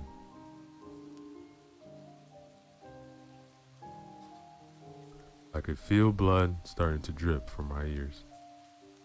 I have to destroy this book. This is all I can think of. I got sick in the sink and fell to the ground. Something flew by my head and crashed in the wall behind me. Plate? I looked up and the entire shelf on the wall was shaking, glasses flying right to me. I caught one right in the eyebrow, blood starting to pour down on my face. I mustered all the strength I had left and started to crawl towards the living room. Honestly, it felt like I was crawling up a steep hill, like gravity had shifted. I grabbed a hold of the wall by the opening and pulled myself closer.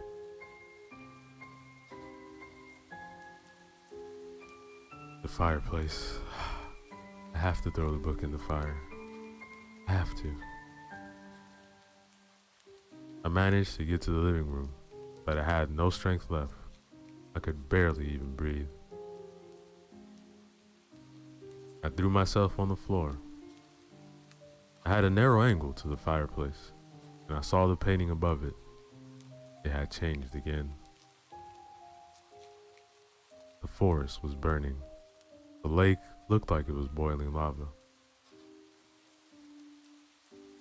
In the window of the painting she stood.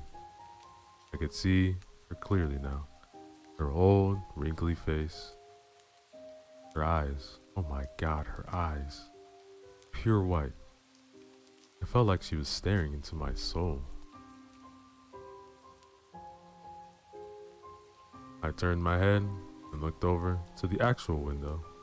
There she stood. She slowly turned her head towards me. This was it.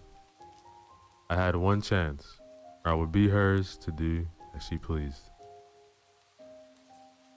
I aimed, still lying down with the very last of my strength, threw the book towards the fire. Time seemed to slow down. It seemed like everything was happening in slow motion. In the blink of an eye, she was over me, hovering in horizontal position, her eyes just inches from mine. She smelled like death and carnage. Her dark, wet, greasy hair covering my face, her ice-cold hand firmly gripping my wrist. I could feel her long, yellow nails bury themselves into my skin. I could feel myself dying from the inside when the corner of my eye, I saw the book disappear into the flames. An ear-piercing screech followed. It felt like the whole cabin imploded. A bright white light, and then nothing.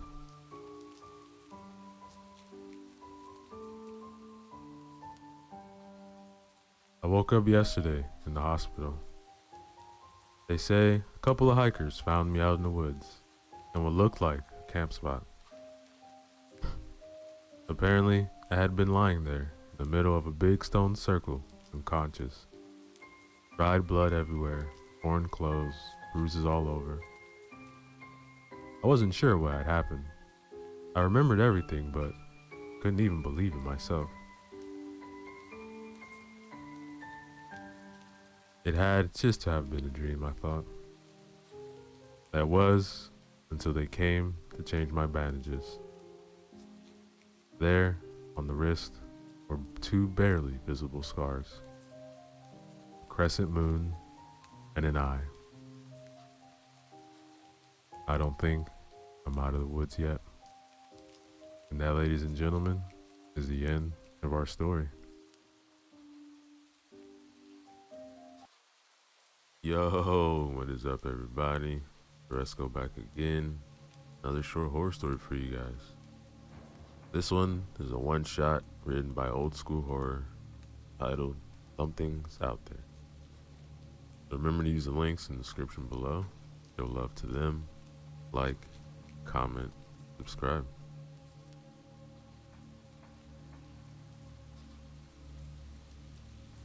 Dark roads lead to dark places. These were the words which went through Jake Harris's mind as he was driving on the lonely country road. He was coming from a dark place, a place which was not physical. It was in his past, and no matter how fast he was driving, he couldn't get out of it. Guilt is a dangerous feeling. It was eating him for years, so he was driving away from the big city. He needed some time on his own.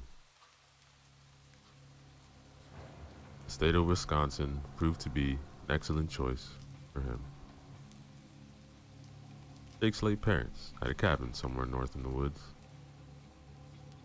He was headed in that direction in order to escape for a few days.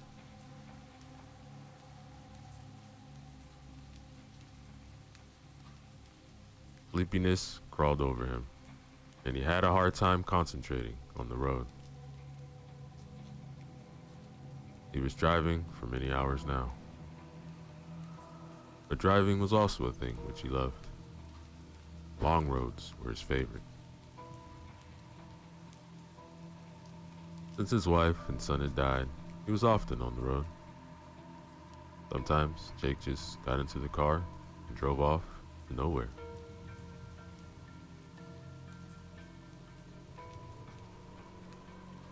The road wasn't lit very well. It was a country road after all. It hadn't been rehabilitated since 1980. Now, in 2005, condition was already decayed by weather and because of the high frequency of truck traffic. Now, the trucks tried to avoid this road as much as possible because of poor condition. Many of the lights weren't working, and nobody bothered repairing them. Jake had to pay extra attention to the road and anything on the side. He didn't want to risk getting a deer or wild boar.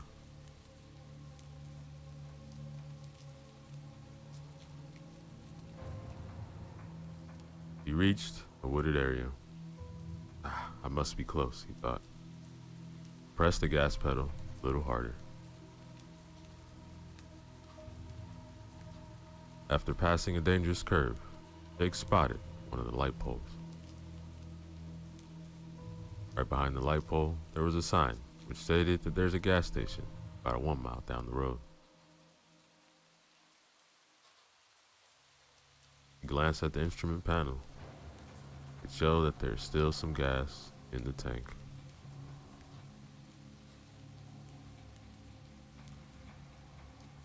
Glancing back at the sign, he saw that the light wasn't working properly. It kept fading, then brightening again. It was a strange occurrence. Jake couldn't remember seeing anything like that before. Then his eyes caught something here in its shadows. It looked like there was a person standing there. For a moment, he thought he saw a pair of circular red eyes. Or were they red lights? He slowed down a bit, but couldn't see more. So, he kept on driving.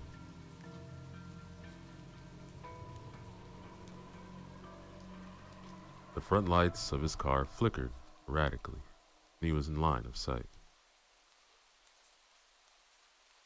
They were even out for a few seconds. Radio went crazy, switching channels in a chaotic manner, until he got past the sign.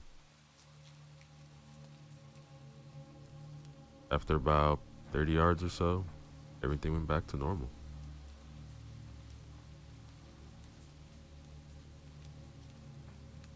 This strange event woke him up from his lethargic state. Jake thought that his battery might not be working properly. Faulty wiring combined with some interference might explain both of the phenomena. It was weird, however, that they happened at the same time. Coincidence like this had a tiny chance of happening. God, I'm tired, he thought, and sped up some more in order to reach the gas station as soon as possible. A few minutes of rest, he'll be on his way. Maybe a cup of coffee would be a good idea. Jake hoped to find a vending machine there, and if strange events won't repeat themselves, then it will be alright. Continue.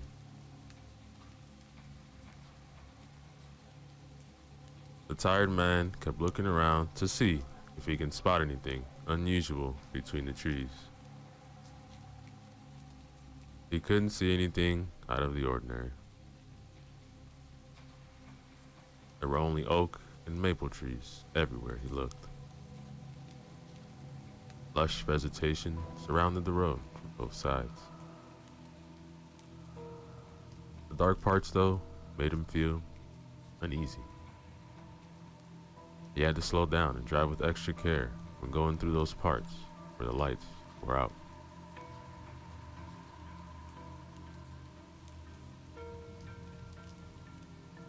The gas station appeared in front of him. It was a well-lit place, but not big. In front of the station, where the pumps had been placed, was covered by a metallic roof supported by an old steel structure. He then stopped his red 1993 BMW at one of the pumps and filled up the tank. Another car was parked at the other pump. There were only 4 of them. When Jake looked inside, he saw a woman and a little girl through the windows. They were looking around as if they didn't know what to buy.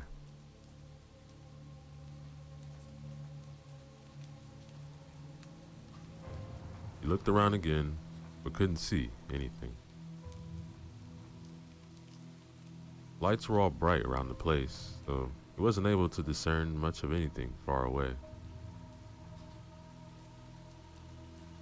what he had seen earlier left an uneasy feeling inside of him. A shadow with a strange shape. Or was it his imagination?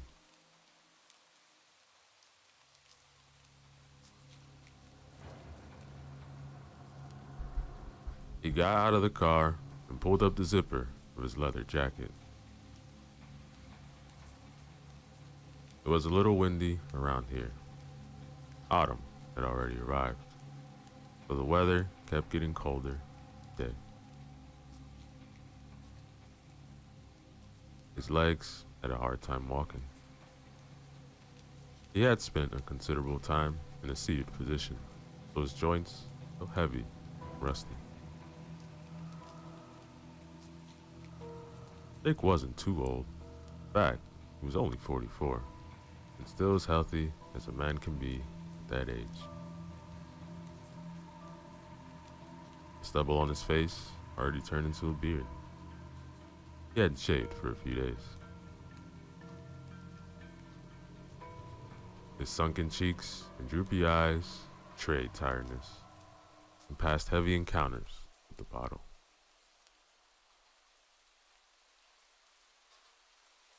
He filled up the tank, then went inside the station and bought himself a coffee from the vending machine. He waited for the clerk while listening to the pleasant music which was playing in the background. It must have been the radio, but he couldn't see where it was. Then the gas station clerk came to the counter a few seconds later. He was a tall black guy, also a little skinny. The man didn't look tired at all, maybe a little bored. He had thick lips and dark brown eyes, characteristic of African American people. Jake paid for the gas. Before he could leave, an agitated man rushed inside. He was in his 50s and sported an enormous belly. The blue baseball cap on his head was dirty and soaked in sweat. The man's hairy chest was heaving. Jake could see that because of the partially unbuttoned striped shirt the man was wearing. Hey, something's out there. What? There's something out there I saw. What's out there? I don't know. So what? Maybe it was a man.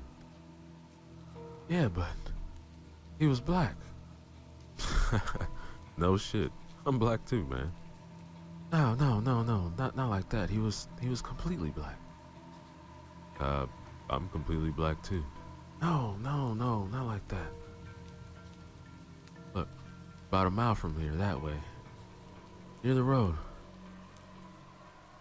I saw it too. Look, I don't know what the two saw, but I ain't seen shit right. So with all due respect, please stop talking crazy stuff. Scaring the lady and her little daughter. He pointed towards the woman and child. They were close by. The woman was nice-looking brunette with long curly hair and had a decent physique.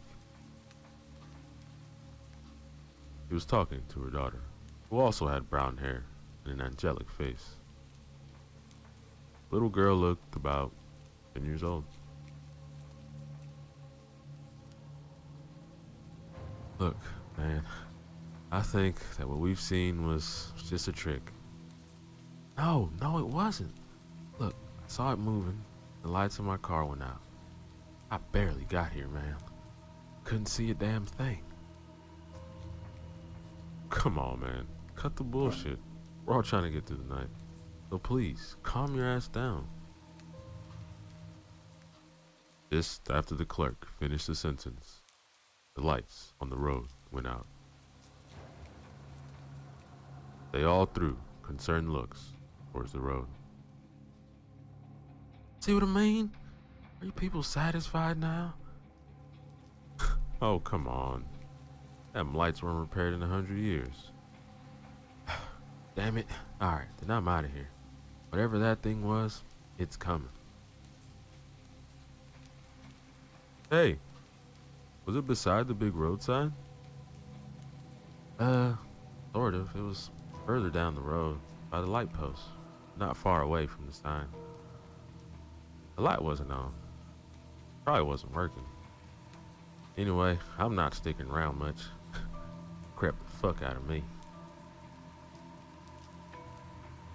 The guy is crazy. But deep down inside, Jake knew that the other man was right. Yeah, man, but haven't you said you seen it too? Look, honestly, I don't know what I've seen. Jake didn't like this. There was one more person who had seen the strange apparition, and there might have been something there after all. He didn't see it well, and didn't want to draw a conclusion. Might have just been a prank by local kids. He remembered a story from the teens. What he saw earlier was eerily similar to that. A long time ago, he and a few friends cut a piece of cardboard in order to resemble an evil face. Then they folded it up to look like a cylinder. After that, they glued a piece of cardboard to the top and one to the bottom. It resembled a jack-o'-lantern in the end. They cut a hole in the back, put a candle inside. Then they stuck the thing on a tree in the park in their hometown. After nightfall, a young boy and girl came to have some fun where nobody could see them. When they noticed it, they got scared and ran away screaming. Jake smiled at the thought. He still saw their scared faces. It sure looked like one of those pranks. The woman and the girl just arrived at the counter, and the woman wanted to pay. Jake looked at the woman and her child. They both looked back at him, smiled. He did the same, then headed to the door.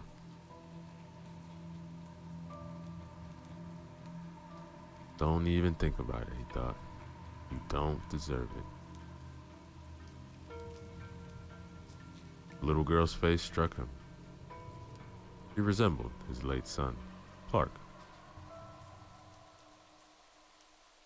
The girl had the same cheeks, very similar nose, and the look in her eyes, just like Clark's. She was smiling with her eyes too. She was beautiful. Her smile brought back some painful memories.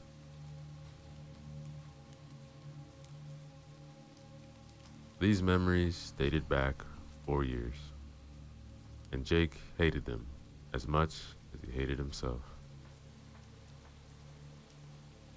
His wife and his son were no more because of him. Only death could save him, the guilt he was feeling.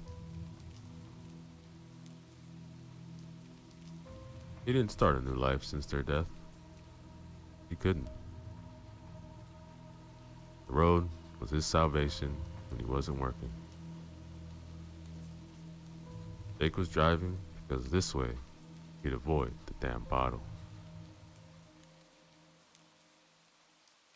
He couldn't drink himself to death being behind the wheel. His life mattered little to him, and he didn't want to kill anybody else. Sometimes he was fantasizing about saving somebody else at the expense of his own life in order to die, at least, half at peace.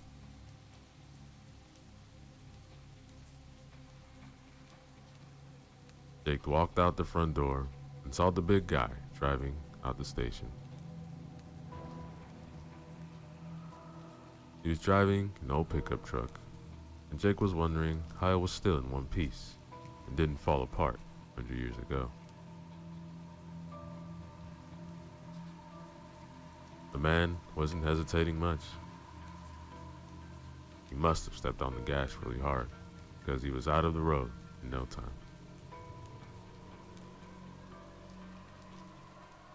The fat man was speeding away, his decrepit excuse of a car, no working lights, and he disappeared behind the trees. He didn't get far, however, as Jake heard tires screeching and then loud crashing noise. Crashing noise was quickly followed by a harsh metallic one, then an elongated scream. Jake couldn't see anything because of the lush vegetation surrounding the station, but he knew it was bad. Rushed back inside right away. Hey, I think the big guy had an accident. All right, I'm coming right away, said the clerk. Grabbed the flashlight.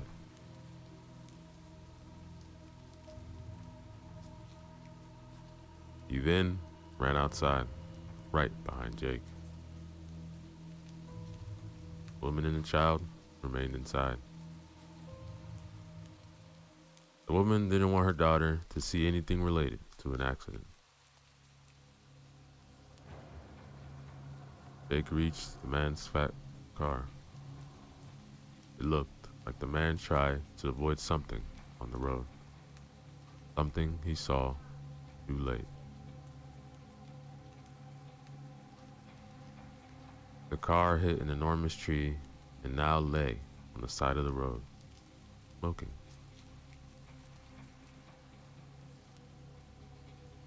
The two men looked inside the car, but they couldn't see the driver.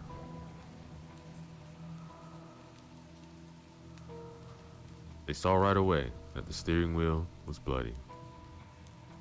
It was an old car, so it most likely didn't have an airbag.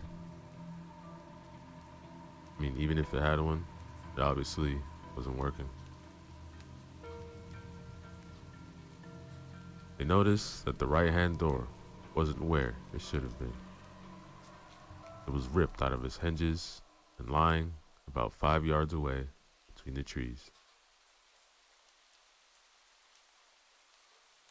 The impact didn't look so forceful for the door to be that far away.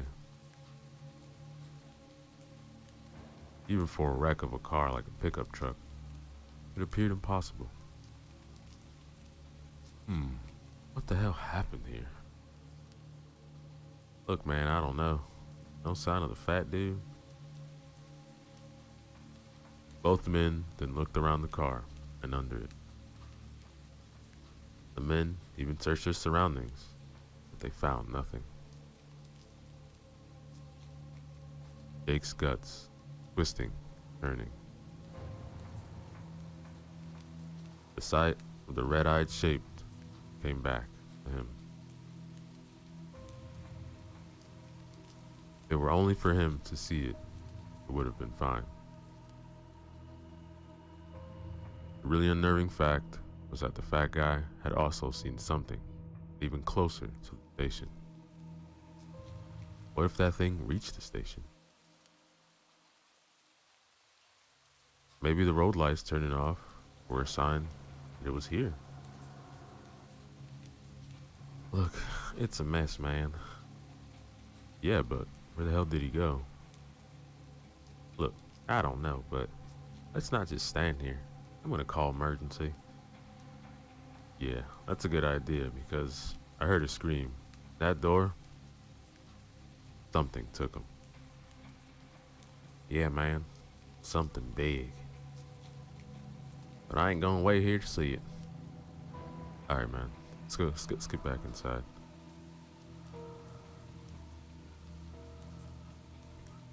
The men were heading back towards the station. Right before turning from the main road onto the driveway, they met the woman and her daughter. "Hey, what are you doing? Not safe here." But Jake saw that they were both trembling. "Mister, the lights went out." "Yeah, thought it was strange, so we came outside. We didn't feel safe inside." We heard something." "Yeah, there were sounds coming from the back." "Alright, let's get back first, and we'll see."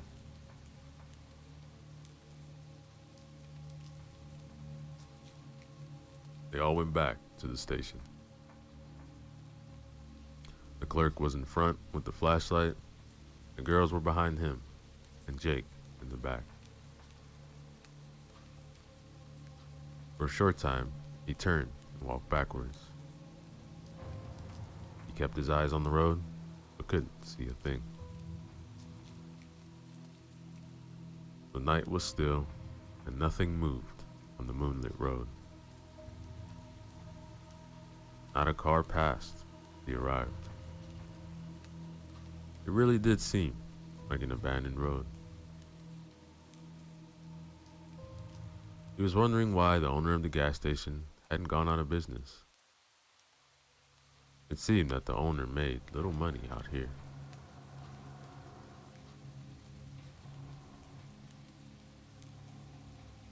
Jake turned, found himself staring at the woman's hips. He liked how they swayed. She wore tight jeans, which accentuated her curves.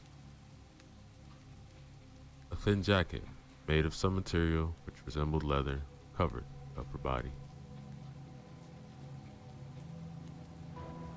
"Beautiful woman," thought Jake again, then looked away with distaste. The distaste was for him because he began fantasizing about some woman or people dying. In the end, he thought, primal urges always win.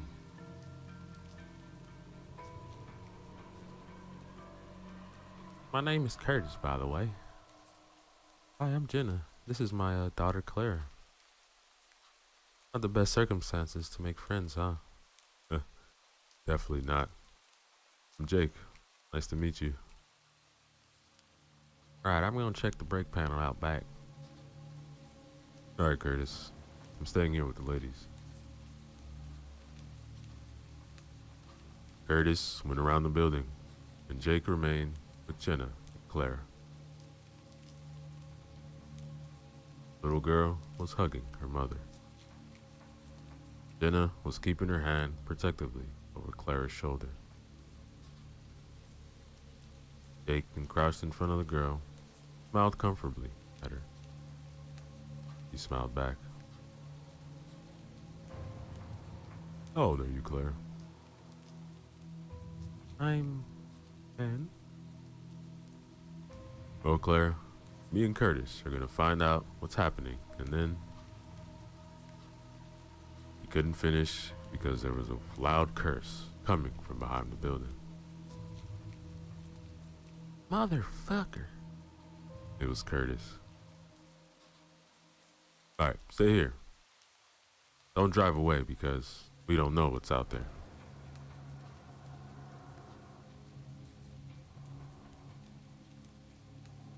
Jake ran after Curtis and found him frozen, a blank stare on his face. When he turned toward the breaker panel, he saw what frightened the clerk. Blood and brains covered the panel surrounding wall. That guy's body was on the ground near the panel.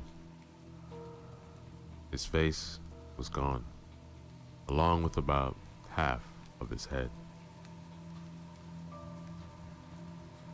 Now they understood why there was no light at the station. The thing that took the man from his pickup truck brought him here, bashed his head to a bloody pulp, on the breaker panel, which got damaged. What the hell? Asked Jake. He couldn't really say anything else. Look, this is why we got no electricity. Panel's broken. I'm calling 911. Jake and Curtis then ran back to the girls. They could see right away that something was wrong. What's wrong? Nothing. Come on, come inside, said Jake as calmly as possible. Oh, wait. What happened back there? Look, let's just go inside, please. The girls obeyed, and after they entered, they saw Curtis frantically buttoning his phone. Could somebody please tell me what's wrong? Jake then took her by the hand and pulled her away from Claire, and quickly told her about the body. She gasped in fright, but tried to muffle it with her hand. Jake told her they will try to call the authorities, solve the problem without Claire knowing much of it. Protecting the little girl was imperative. He didn't want her to be traumatized at such an early age. Damn, my signal is bad. Here, let me try the landline. Picked up the phone, dialed 911, then waited. Somebody picked it up, then the line went dead. After a few more times, it worked again. The line didn't go dead right away, so he could speak to some extent, but then it went dead again. Did it work? I don't know. I talked to an operator, but I'm not sure she could hear me right. Let's hope they received at least where we are. So what now? We wait. For what? Can't even be sure if help is on the way or not. Because the thing that did, Jake began, didn't realize it is a mistake and stopped mid-sentence. What thing? Nothing, honey. Could you please help Curtis find what he was looking for? Yeah, sure. Look, sorry for scaring your daughter, but going away is risky. We don't know what's out there. Then why is waiting here a better option? That thing could be anywhere, even inside. Yeah, I know. But I saw the fat guy drive away. Now he's dead, alright? Looks like we don't have a right option. No, not really. The only sure thing is that being outside is deadly. Also, there has to be something with the lights. Yo, what do you mean? The road outside is not well lit. Yeah, damn politicians ain't want to fix shit here. Yes, I know. The thing is, when the fat guy left, his lights weren't working. Yeah, he told us, man. I remember now, but what's your point? Yeah, what's with the lights? He also said his lights went out when he saw something on the roadside. I saw it too. When I got close to it, the lights went downright crazy. You mean like in the horror movies? I don't like horror movies. Yeah, something like that. And that thing, it was not human.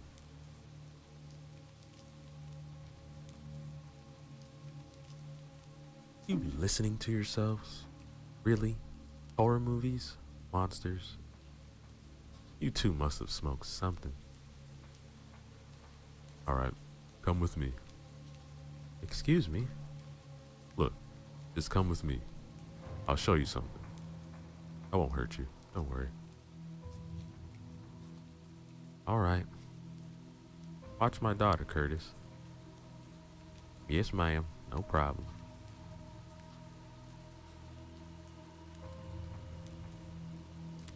Jake took a flashlight from Curtis and led the way outside. He knew it wasn't a good idea at all, but he also wanted to make sure that Jenna understood the situation they were in. They went back to where the breaker panel was, along with the dead man. What the fuck? What? What's wrong? There should have been a dead body here. Oh my God, Said Jenna, and her hands jumped to her mouth. The bloodstains were still there. Bits of brain were still plastered to the panel. It looked like something bashed the poor man's head against the panel with substantial force. oh my God, is that? Looks like a tongue? They stared for a second at the fat man's tongue, which laid in the small puddle of blood a few yards from the panel.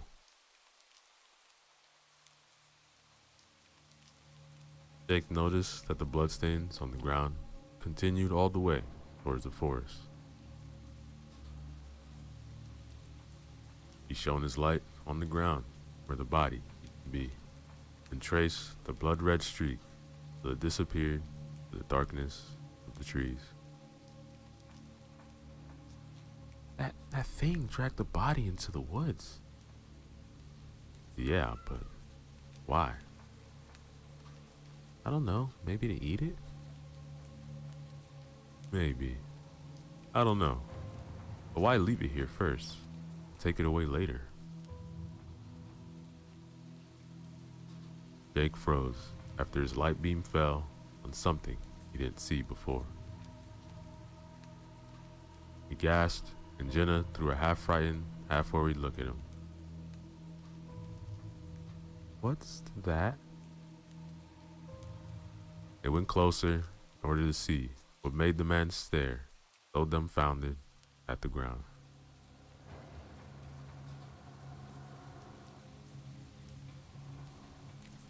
There, on the decades-old asphalt, near the bloody drag marks, a name was painted on the ground. Jake couldn't believe his eyes. The moment he saw the bloody name on the ground, he knew that tonight's events aren't random. They have something to do with him. When he was pondering the implications, Jenna interrupted him. Clark? Who the hell is Clark? He was my son. Was? He died. I'm sorry. Yeah, thanks. Let's get back to... Then a loud scream interrupted him. It was Claire. Couldn't have been anybody else. Oh no, Clara! Shouted Jenna, and ran back towards the front of the station. Jake followed.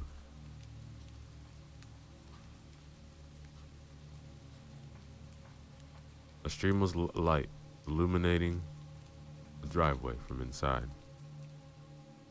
It looked like somebody was searching for something. Mommy? It's alright, honey. I'm here. What happened? A monster wanted to take me. Curtis chased it away. Hey, y'all need to get inside. They followed the clerk's instructions and hurried in. He was trembling from head to toe. His chest was heaving, flashlight in his right hand was shaking.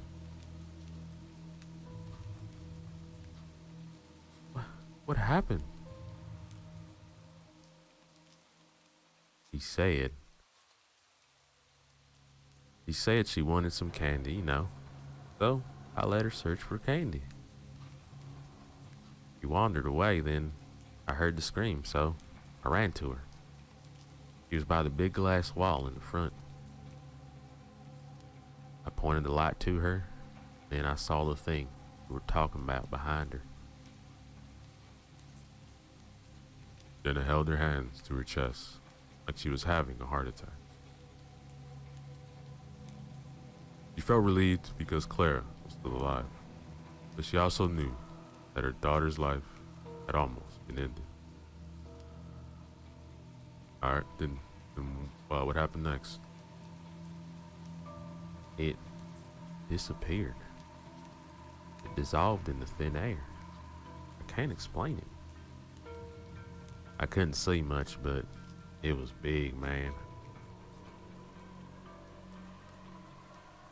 The light. The light made it go away like you've said before. Will the monster come back, Mommy? I don't know, honey. All I know is that we will not let it hurt you, alright? The girl just nodded and buried her head into her mother's shirt. He didn't want to let her go. Jenna really wanted to protect her daughter. What kind of mother wouldn't? The problem was, he didn't know how. He had to rely on the two men who were as lost as she was. Yeah, doesn't like light. That's why he took out the breaker panel. And that's why it could scare the fat guy. His lights weren't working. Yo, the fat dude said his lights were out when he passed the thing on the road.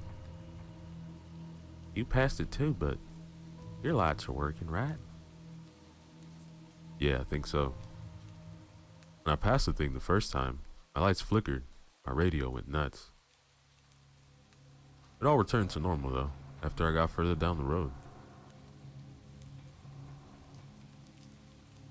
How come your lights were still working? I don't have the vaguest idea. Your lights were okay when you were on the road, right? Yes, but I came from the opposite direction. Okay. So, we don't know what the hell this thing is. So we better make sure that we are surrounded by light all the time. How many flashlights do we have? We have 4. One is mine, the other's yours, and we still have 2 extra. Jake took one of the lights and gave it to Jenna. He took it and looked in his eyes with compassion, but also some hope. Jake seemed to her like a man who could save her, Clara. Not that Curtis seemed less capable to her, but she saw something in Jake. She didn't know for sure what it was. Maybe she saw in his eyes that he wouldn't hesitate a second to save him. Hey Curtis, have you seen anything unusual here lately? Anything which might explain all this? Yo, look, I'm working here for a month or so. Not sure as hell I ain't seen anything crazy going on. Get around here and get weird until your ass showed up last night. Jake lowered his head. He was thinking. Maybe these events are truly tied to him somehow. but he couldn't understand how. I don't know, Curtis. Let's just get through the night, okay? Let's do it, man. Hopefully our batteries are gonna last. Aren't you selling flashlights here? Jenna asked, perplexed. No, ma'am. This was the same question I asked the boss when I'm coming here to work. He said that he plans to sell them in the future, but not yet. Business strategies, you know. Or lack of them. Shit, Jake exclaimed after their flashlights went out. Darkness enveloped them, and they felt icy fingers crawling up their backs. Clara hugged her mother more tightly. The two men tried desperate moves to restart the lights, but it was futile. Just when they thought it was all over, they heard sirens.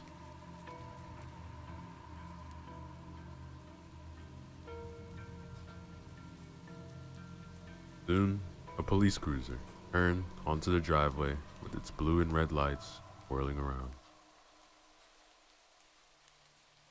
People inside the station died in relief.